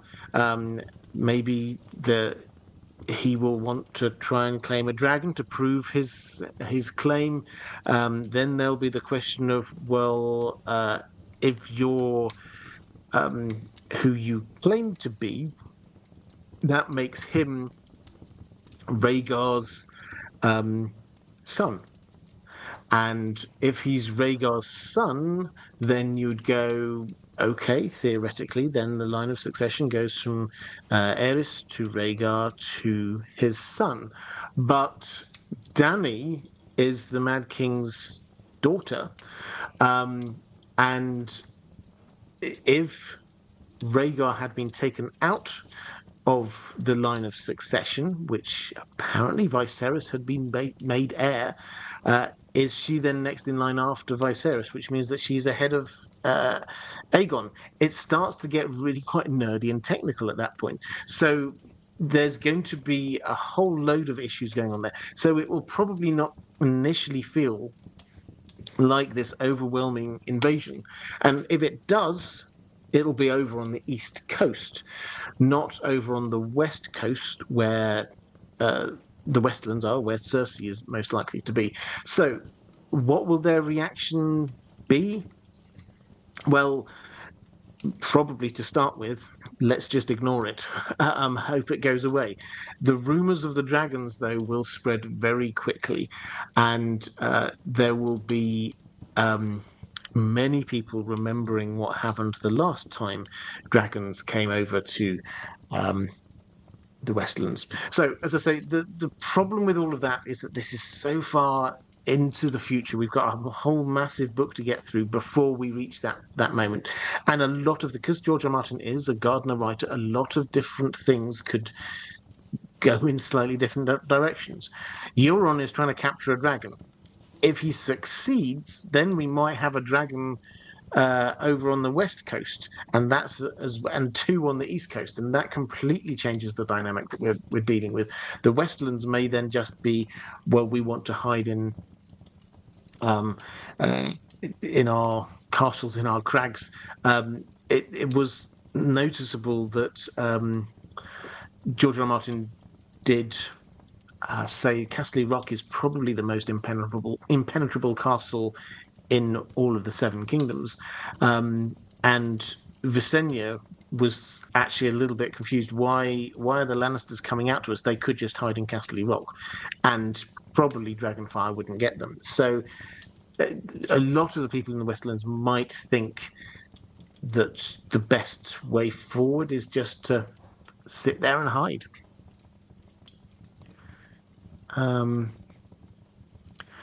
Okay, let's go to a question from 444, saying, "Hi, Robert. Returning to the Lannisters for a moment and the Valonqar issue. I can agree that Jaime fits the best, but unless I missed something, two possibilities weren't discussed last week. First of all, if Cersei is Aerys' daughter, then if Aegon is not fake, he can be a Valonqar.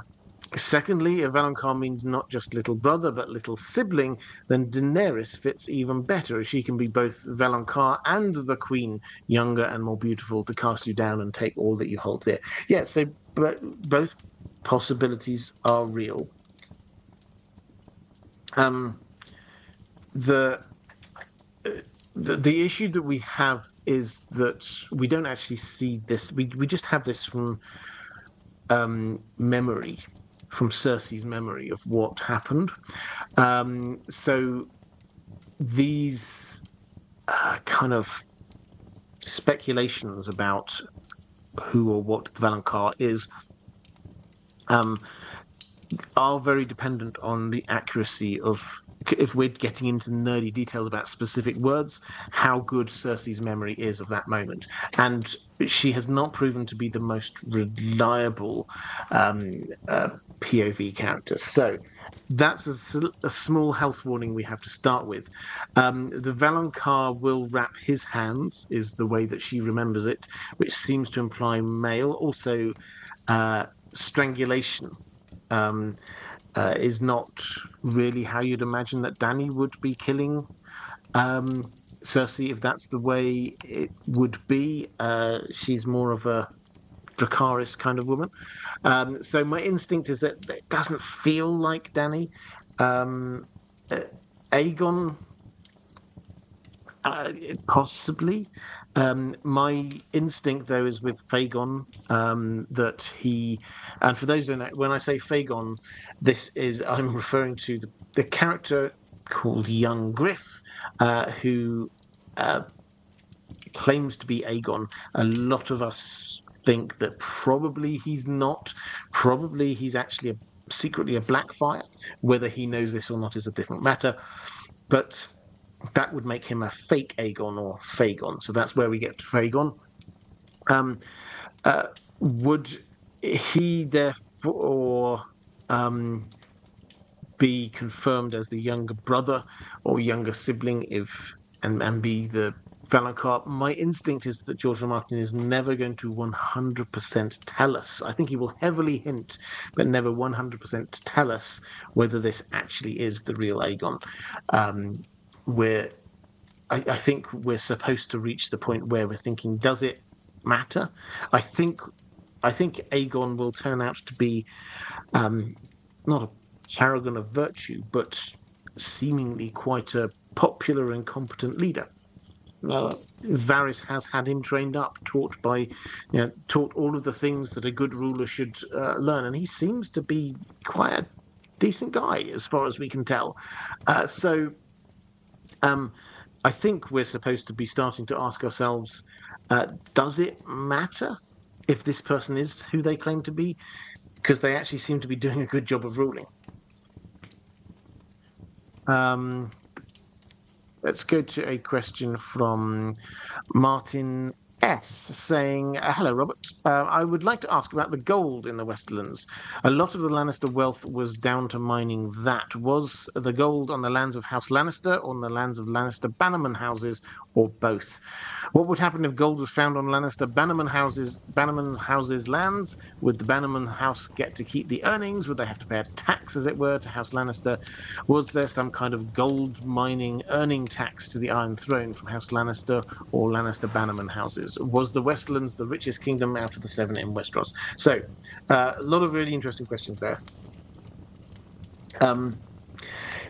We don't know the details of the Westerlands tax system, but this was based on a kind of a feudal model in which the money flows upwards, and House Lannister are at the top of that tree, and so all the money does flow up to them. Um, they definitely get port fees from Lannisport, and they can charge them a bit higher because people are coming. They want to come there because of all the gold stuff. The short answer, I think, for uh, if you find gold, if you're one of the smaller houses and you find gold, can you mine it? And the answer seems to be yes. The the mines, there appear to be mines for the different houses, and not just House Lannister mines, which are underneath some houses' castle. They are mines that those houses have. Now, whether we call it a tax or something else, a certain proportion of that will be filtering up the feudal system to the Lannisters at the top. What is quite interesting, though, we talked a little bit last week about the question of whether or not this House Lannister's gold might have run out, or it might run out in the future, because on the TV show it did, and this was made into quite a big thing. They didn't, then nothing really came of it, but it was definitely the money has run out. Now, there's no hint of that in the books. However, there are some houses, House Westerling is an example, that have fallen on hard times, which you'd think would be pretty impossible if you're literally sitting on a gold mine. And the implication is that there are some gold mines that they've just worked their way through a whole seam and now it's gone. That doesn't seem to be the case with the Lannisters, but for the Westerlings, yes. And so they were a bit poor, um, and married. There are many layers to this, but what's one of the reasons why they married what seems to have been a rich merchant family from Essos, the Spicers, and because they just needed the cash because they were starting to run out. Um, so hopefully that sort of clarifies the situation. The the gold is mined by the family who own that bit of land. However, they pay, in whichever way it works out, they pay dues up in the system. In the same way as having a mill operates, and we're shown this in various places. Mills are quite common. The mill has a tax. Basically, it's a tax. It's worth something to the lord of that land. The farmer, the miller, gets his bags of flour out of it, and then either passes some flour up the feudal ladder to the lord, or when he sells his flour, some of the money he gets from that goes up to the lord. So, in the same way that if you have a windmill or a mill on your land, that money heads up. That's the same with gold mines, but one would assume quite a lot more money. Cast Ballerina. The Strongbow seems obsessed with fighting some of Westeros's most famous fighters in single combat, especially the Hound. Will he get his wish and die in battle, or will he be lured to captivity by the Brotherhood without banners? Um, Interesting question. I mean, I think probably there are too many, and this is crate halls, the boars. The there's too many battles going on in um, the Riverlands for somebody looking for a fight not to get into one, and probably eventually you would die from it. So that would be my instinct. The Brotherhood without banners are not, um, at this stage, they're not really about the captivity thing. They're more about the killing thing. So the Brotherhood without banners have been basically taken over by Lady Stoneheart, um, and Thoros of Myr, who's hanging around, he's really quite. He talks to Brienne, about it, and he's really quite downbeat about it. We used to stand for certain things, but now the Brotherhood without banners, they find somebody from the phrase of the Lannisters, and they will kill them. They will get whatever information out of them they can, and then they'll kill them. So it's hanging them. You'll remember again from the Merrick's Tray, when we get the big reveal of Lady Stoneheart as an epilogue to Storm of Swords. That's just them killing Freys. The Brotherhood without banners killing Freys. So they're not really there to be luring into captivity anymore.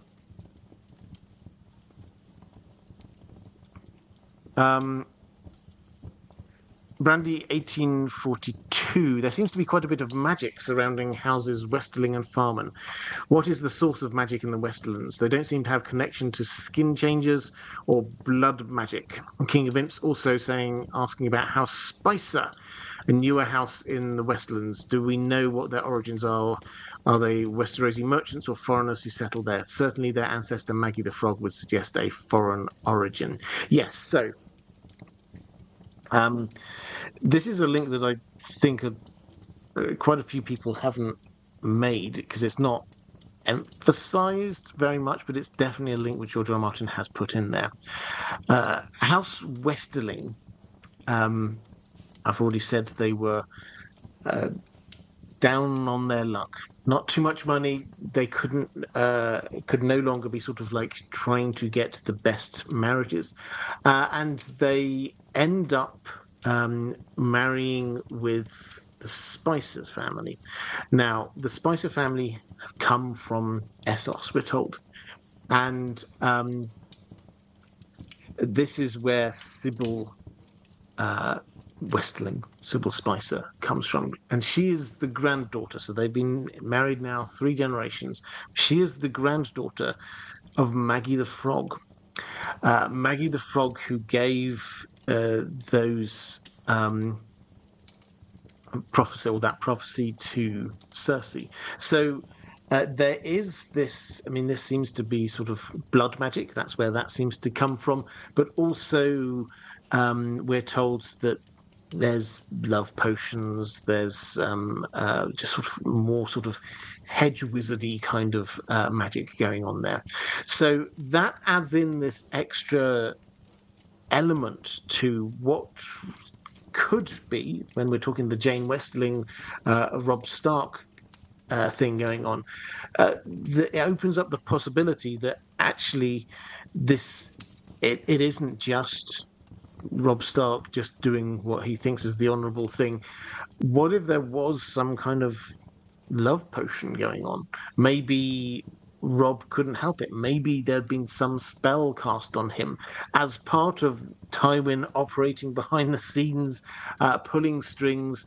Maybe actually the marriage to the Westlings wasn't just a happenstance, a thing which happened to happen, and the Lannisters could make best use of it. What if this was actually planned it from even earlier on? I'm not saying that is the case, but it opens up the possibility, because we've suddenly injected a little bit of magic into what's going on there. Reflective rambling, picking up a question for Auntie Slayer May. Thank you. I love it when people pick up questions for other people. Thank you, Reflective Rambling. The Crown got all those loans during Robert's reign by leveraging Lannister gold. Why is there less urgency retrieving the debt? Because the Lannisters are now effectively the Crown. That's the short answer on it. The reason why Tywin was happy to have the Iron Throne indebted to the Lannisters was that it increased the power and leverage of the Lannisters at that time. But the moment, so Robert Baratheon, the Crown were literally in the Lannisters' debt. Now, why were they not then calling in their debts later. Well, once Joffrey was on the throne and Tommen was on the throne and Cersei was Queen Regent and Kevin was Hand of the King, I mean, they were basically, by extension, they were the royal family, and so they were now just owing money to themselves. So they could theoretically they could sort of write off that debt if they wanted to, but that's why is that there's now no particular need. Um, Martin S saying, so if money flows upward in the system, does a share of mined gold go to the Targaryens or whoever sits on the Iron Throne too? Also, can someone who is not nobility at all become a knight?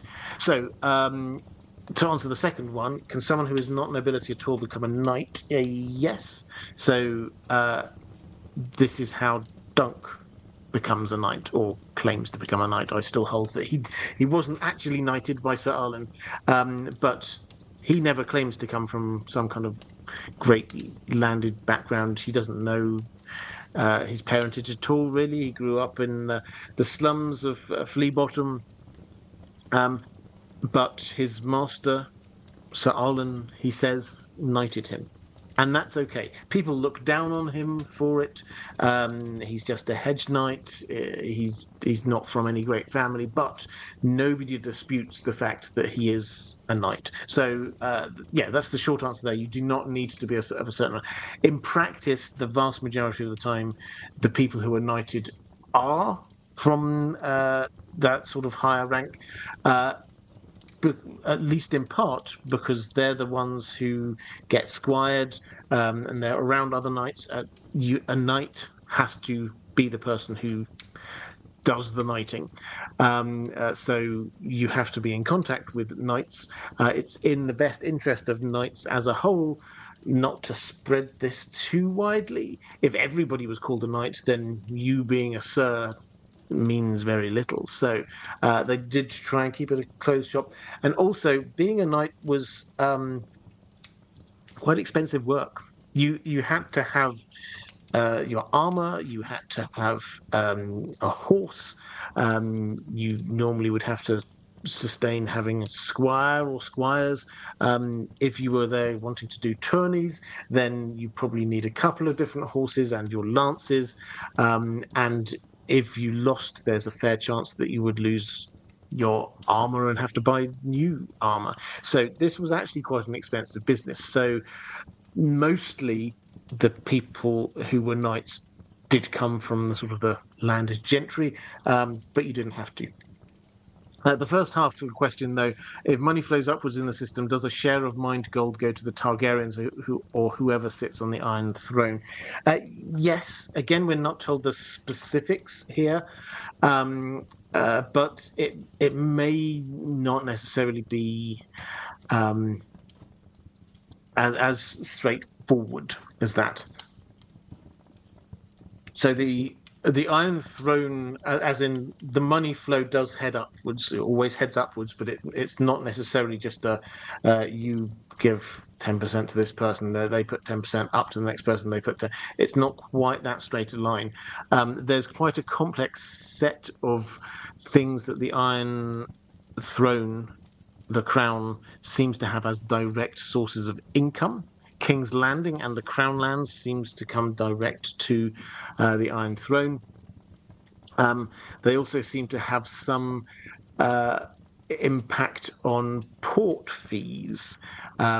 So they can decide about port fees, which seems to imply that some of that port fee money heads up to the Iron Throne. Now, the port fees for the Lannisters, that will be a lot of money because you might be able to charge extra money if you're like bringing in expense or taking out expensive goods and things like that. So yes, the money flows upwards, and yes, the implication is that the houses at the top do sort of pass money up to the very top, but it's not just like a everything gravitating upwards.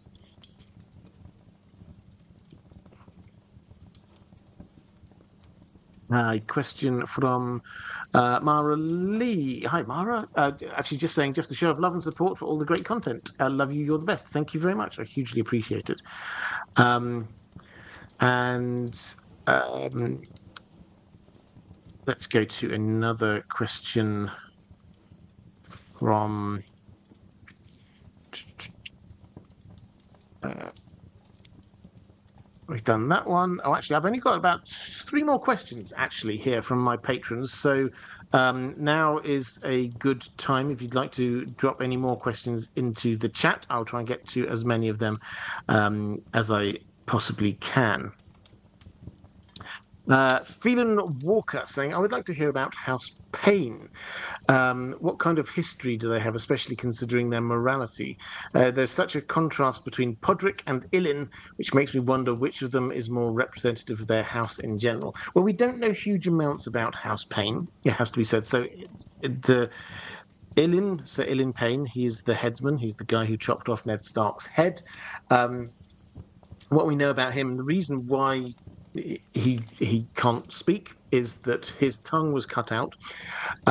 He was there as basically a right-hand man to Tywin Lannister when Tywin was Hand of the King in to Aerys the Mad King, and he was caught saying something along the lines of, "Well, Tywin really rules the land, doesn't he? He's the person who's Hand of the King, and he makes all of the important decisions." This got to the Mad King, who chopped his tongue off. So that's why he has no tongue, and he was brought back by Robert Baratheon as a sort of a nod of thanks, really, to the Lannisters. The Lannisters, don't forget, they sat out most of the war, but they did have a decisive impact right at the very end. And as much as Tywin Lannister was very keen to be showing Robert Baratheon quite how loyal he was, promise by killing the Targaryen children and showing him.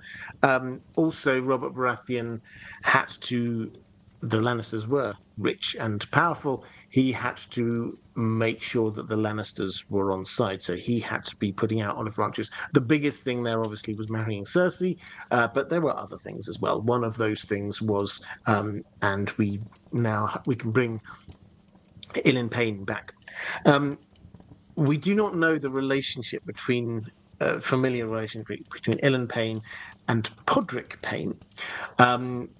They are remote cousins, is basically what we're told, from the same house. And Pod, he actually has quite a sad upbringing. So his father died in the Greyjoy Rebellion, and then his mother ran off with a singer, basically leaving him abandoned.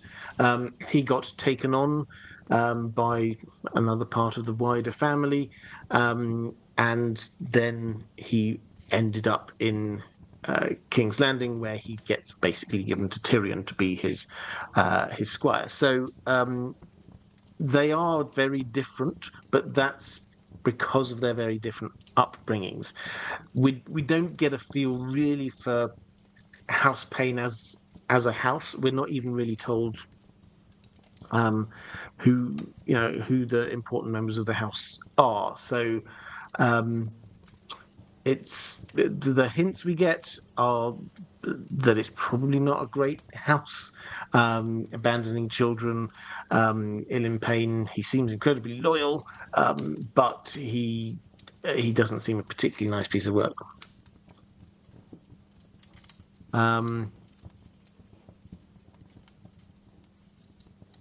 Question, Caius Ballerina picking up. Thank you very much. Picking up a question for Sir Breton Briarwhite. Can you please do a video about House Brax? They have a unicorn as their sigil, but the only unicorns we know exist on Skagos. Could they be from the north originally? And Reflective Rambling actually picking up the same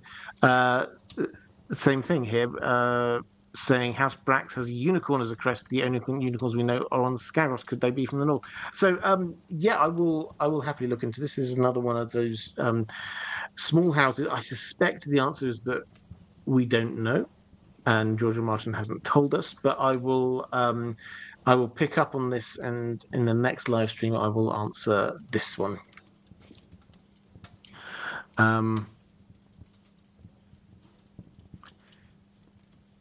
Caius Ballerina saying House Swift was a full noble house during the dance, but are now just a knightly order.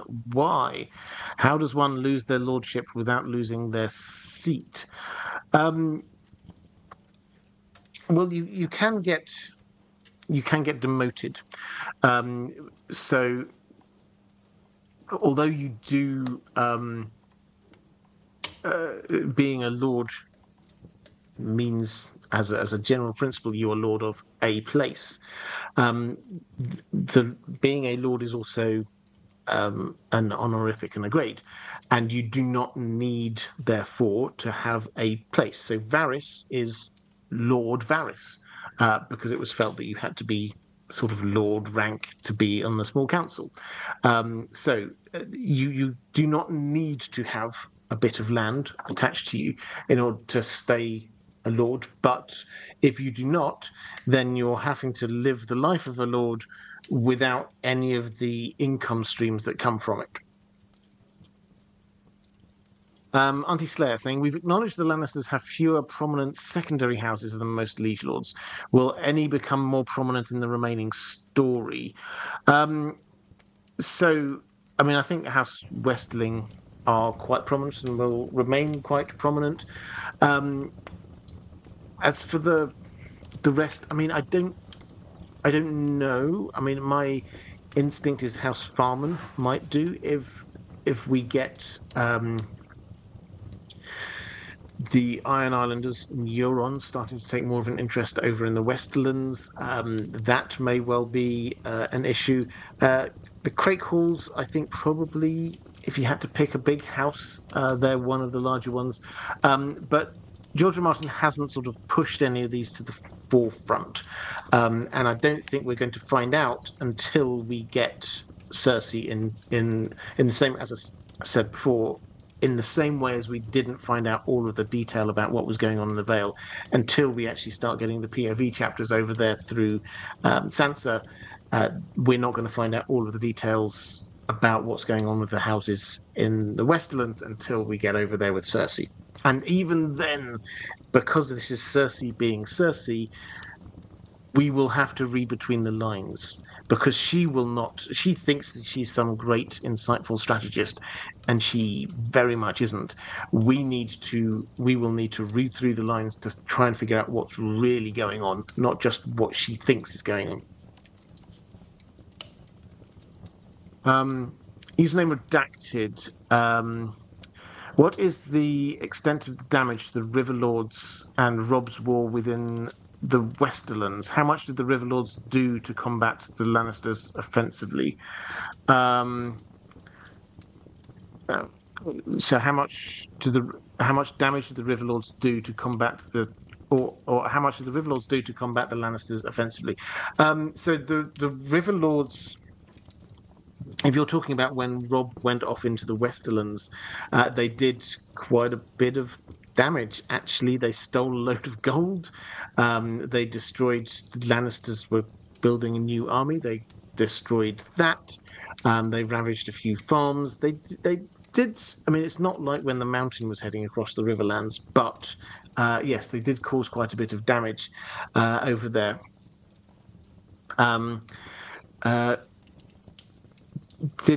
Does this prevent the Lannisters from doing things? Well, it certainly slowed them down in terms of getting new armies into the field. But this is the point at which Tywin's saying, you don't win everything on the battlefield. You win some wars with a quill and ink. Reflective Rambling saying, fine, just have to go off topic. Kirsty Angel has a question. Who's described as the most beautiful man in all of Westeros' history? I don't know if they have a description of the most beautiful man. Um, oh, I shall throw that one to the chat if you want. So there are a lot of people who are described as being beautiful, men who are described as being beautiful. Jamie is very much along those lines. Um, Renly similarly is generally very well presented. Loris is definitely described as beautiful. Um, in terms of history going back, yeah, if there's anyone in the chat who knows if there's been somebody who's been described as the most beautiful man in the history of Westeros, then I would be fascinated to know. Um, Let's. Caius Ballerina, good guess. Saying my guess is Rhaegar. Yeah, Rhaegar. Basically, most of the Lannisters are described as beautiful. Rhaegar in particular. Um, Alfad saying, greetings, Robert. Apologies for off-topic question, but I'm enjoying your series of mysteries set up in the early part of A Song of Ice and Fire, like the Varys Selmy connection, who sent the cat's paw to kill Bran. Yeah, so that video came out just yesterday, who sent the cat's paw assassin to kill Bran.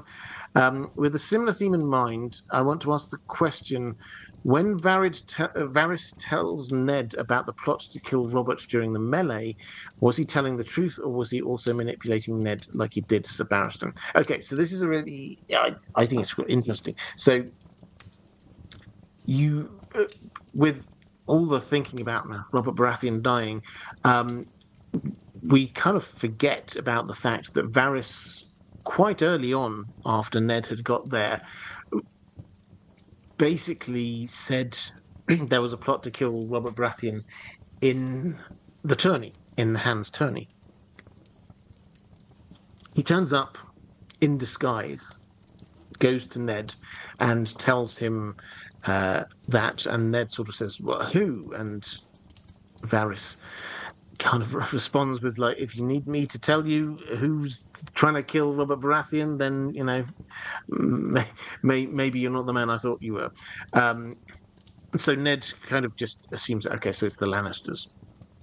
Now, what is this plot? Well, Varys basically says that Cersei forbade Robert Baratheon from entering the tourney, the melee. And she did this, Varys says, because she knows that that is the most likely way to get Robert Baratheon to enter. If he thinks that his wife has just forbidden him from doing it, there's no way he would just sort of allow that to stand. That would make him want, and he did try and enter. If not the melee, then the lists for the jousting. This is where the whole breastplate stretcher fun comes in, and Ned basically persuades him not to. But Varys tells him if he had been in the melee, then probably somebody would have killed him. These things happen in melees. It would have been a stray blow from a Lannister loyalist, and it would have been very hard to say exactly who did it. But if Cersei then immediately goes over and shows great mercy, then it would be very hard for that. I know you didn't mean to. You're such a brave knight.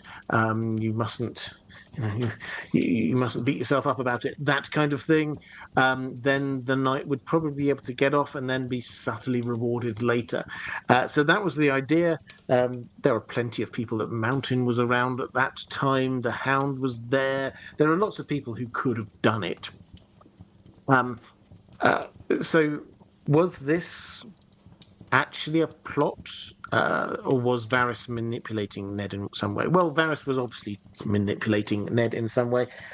What we find with Varys, and we see this when Tyrion comes in as a new Hand of the King, is that he immediately tries to prove his worth to the new Hand of the King, giving them information, telling them things, because Varys is self-aware enough to know that he's not got the greatest reputations, and if a new person comes in, they will be immediately suspicious of Varys. So Varys proactively tries to get on the right side of these new hands of the king as they come in. So that's one element of what's going on here. Um, was he right? Was there a plot? Well, I think it's probably fair to say that there being a Lannister plot to kill the king, Cersei's plan for when Robert did get killed on that boar hunt, and it wasn't a particularly uh, nuanced plan. There wasn't great amounts of finesse there. Basically, she said to Lancel Lannister, just don't give him the normal wine, give him particularly strong wine, and let's hope that he goes hunting, faces something that he can't defeat, and because he's so very drunk, and he'll die like that. That's not a massive plot.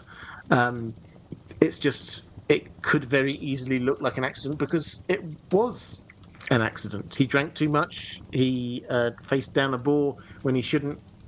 He you know, got hurt with the ball. So that is and I rarely kind of praise Cersei for her thinking, but in this. It does actually kind of make sense. She didn't have a detailed plot. I'm going to kill him here at this point at that time. She just created opportunity after opportunity after opportunity. He could die here like that, and it would be look like an accident. If he doesn't there, there'll be another thing. If he hadn't died on that hunt, then something else could have happened. There'll be another thing along a few days later, and each of them would have looked like some kind of accident or something like that. She knew what he was like, and she could use that to manipulate, and eventually he would be killed. But it wasn't like hiring the faceless men to come and assassinate him. Um, so I hope that kind of makes sense. I think, yes, he was telling the truth. I think he played it up a bit to try and gain Ned's trust, but I don't think he was lying. Just put it that way. Just having a flick through. Damon Blackfire, people are talking about this is the most beautiful man. Prince Baelor, people are suggesting. Oberyn, that might just be a Pedro Pascal thing there. So yeah, there's not. I don't. As I say, I don't think that there is a character that was held up as being the most beautiful man in the history of Westeros, but there are lots who are definitely considered like that. Okay, I've got one more question, which is actually to do with the Rings of Power, which I shall very quickly answer because we had quite a big reveal yesterday, which is this is over on the Lord of the Rings side of the house, obviously, that Tom Bombadil will be appearing in season 2 of The Rings of Power. And George R.R. Tolkien was wondering what my thoughts on that are. Mixed, it has to be said. I love Tom Bombadil as a character. I'm really on one level, I'm really excited to see him on the screen because we haven't seen him on the screen before. He was cut from the Peter Jackson films, understandably so, but it still feels like a shame not to have seen him. The actor playing him is Rory Kinnear, who is an excellent actor. So I'm feeling reassured by that. To balance it, the 4 photos we've seen, he doesn't look like a very merry fellow as he comes across in the books, as he introduces himself as a merry fellow. He's got sort of concerned looks on his face, so I'm not 100% sure whether they will be capturing the kind of the feel of him, and also the showrunners have up front in that article. It was a Vanity Fair interview. Said that they have changed his character. They say 5 or 10% to make him. Tom Bombadil is very much just about existing, living in the moment, not getting engaged with worldly matters and affairs. And they've said they've tweaked that a little bit, so he does a little bit get involved. For me, I don't think you can. The whole point is that Tolkien created him as a sort of a comment about being free from those kinds of cares. So I think if you change that, you change the fundamental nature of the character. But I'm not, as you know, I'm not one of those people who's going to be. First of all, I will give it a chance. I'm not going to prejudge it, but also. This is the Rings of Power is very much inspired by Tolkien rather than an attempt at a 100% faithful adaptation, and I think that's the feel that we should probably take into looking at it. Let's have a quick flick through the chat. Refractive Rambling saying, touch disappointed with Rory Kinnear is an amazing actor will have so little plot relevance. I think the idea is that they are going to give him some plot relevance, and that's the changing character will be the fact that he is becoming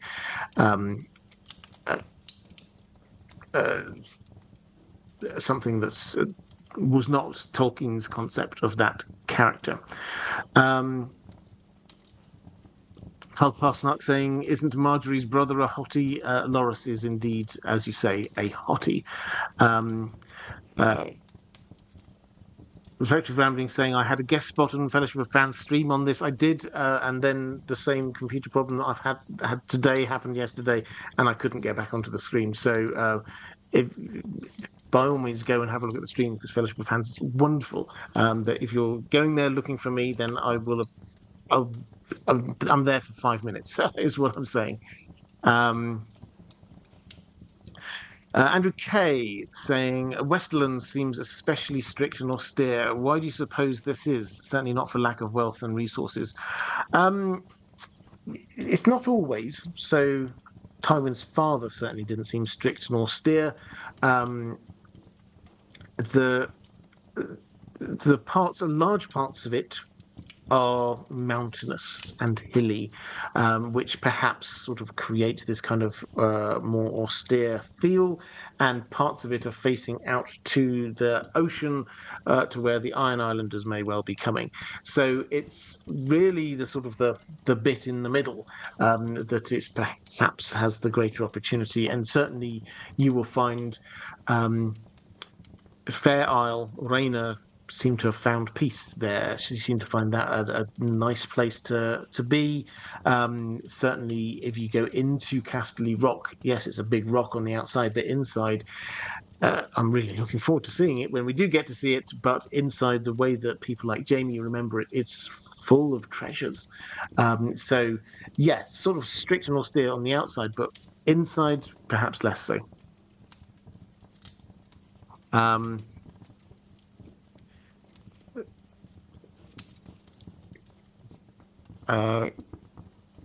Chris PH saying Loras was a hottie after the storming of Dragonstone. Too soon. Then having a quick flick through. Reapy Cheap the Mouse, April, May. I'm not entirely sure what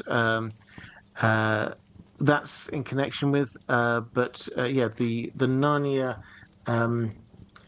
films. I think they're films rather than TV shows. Netflix ones are starting to take shape. They're still a long way away from casting or anything like that, but that is definitely something that's going to be happening soon. Okay, I think with that, I will start drawing this one to a small close. Thank you so much to the patrons, first of all. and also moderators. You've done a fantastic job today. Hugely appreciate it. Well, I think the next week, let's do a Lord of the Rings one next week. It's been a few weeks since we've done a Lord of the Rings one. And then we'll come back and we're now only 2 or 3 weeks away from House of the Dragon. So you will find that we're starting to gear up a little bit towards that. So these Thursday live streams will be carrying on the day before, the Sunday. The episodes will be coming out overnight for me on this side of the Atlantic anyway, overnight Sunday into Monday of House of the Dragon. On this Sunday evening at 10 p.m. I will be doing a pre-show live stream for a couple of hours before every episode, so we can get a chance to talk through the episodes specifically there as well. So those things are going to be happening here on this channel, and obviously on the main channel I'll be doing House of the Dragon episode breakdowns and other deep dives into the lore. But if you have come all the way through to the end of this, thank you so much. It's been fantastic having you here with me. If you're watching back a little bit later on YouTube, there somewhere around here is a link to my other videos, a playlist of other live streams I've done. Appearing somewhere around here is a link to my Patreon page. Patreon is the best way to support this channel if you wish to do so. But that is all for this time. I will be back same time next week. Thanks, everyone. I shall see you again soon.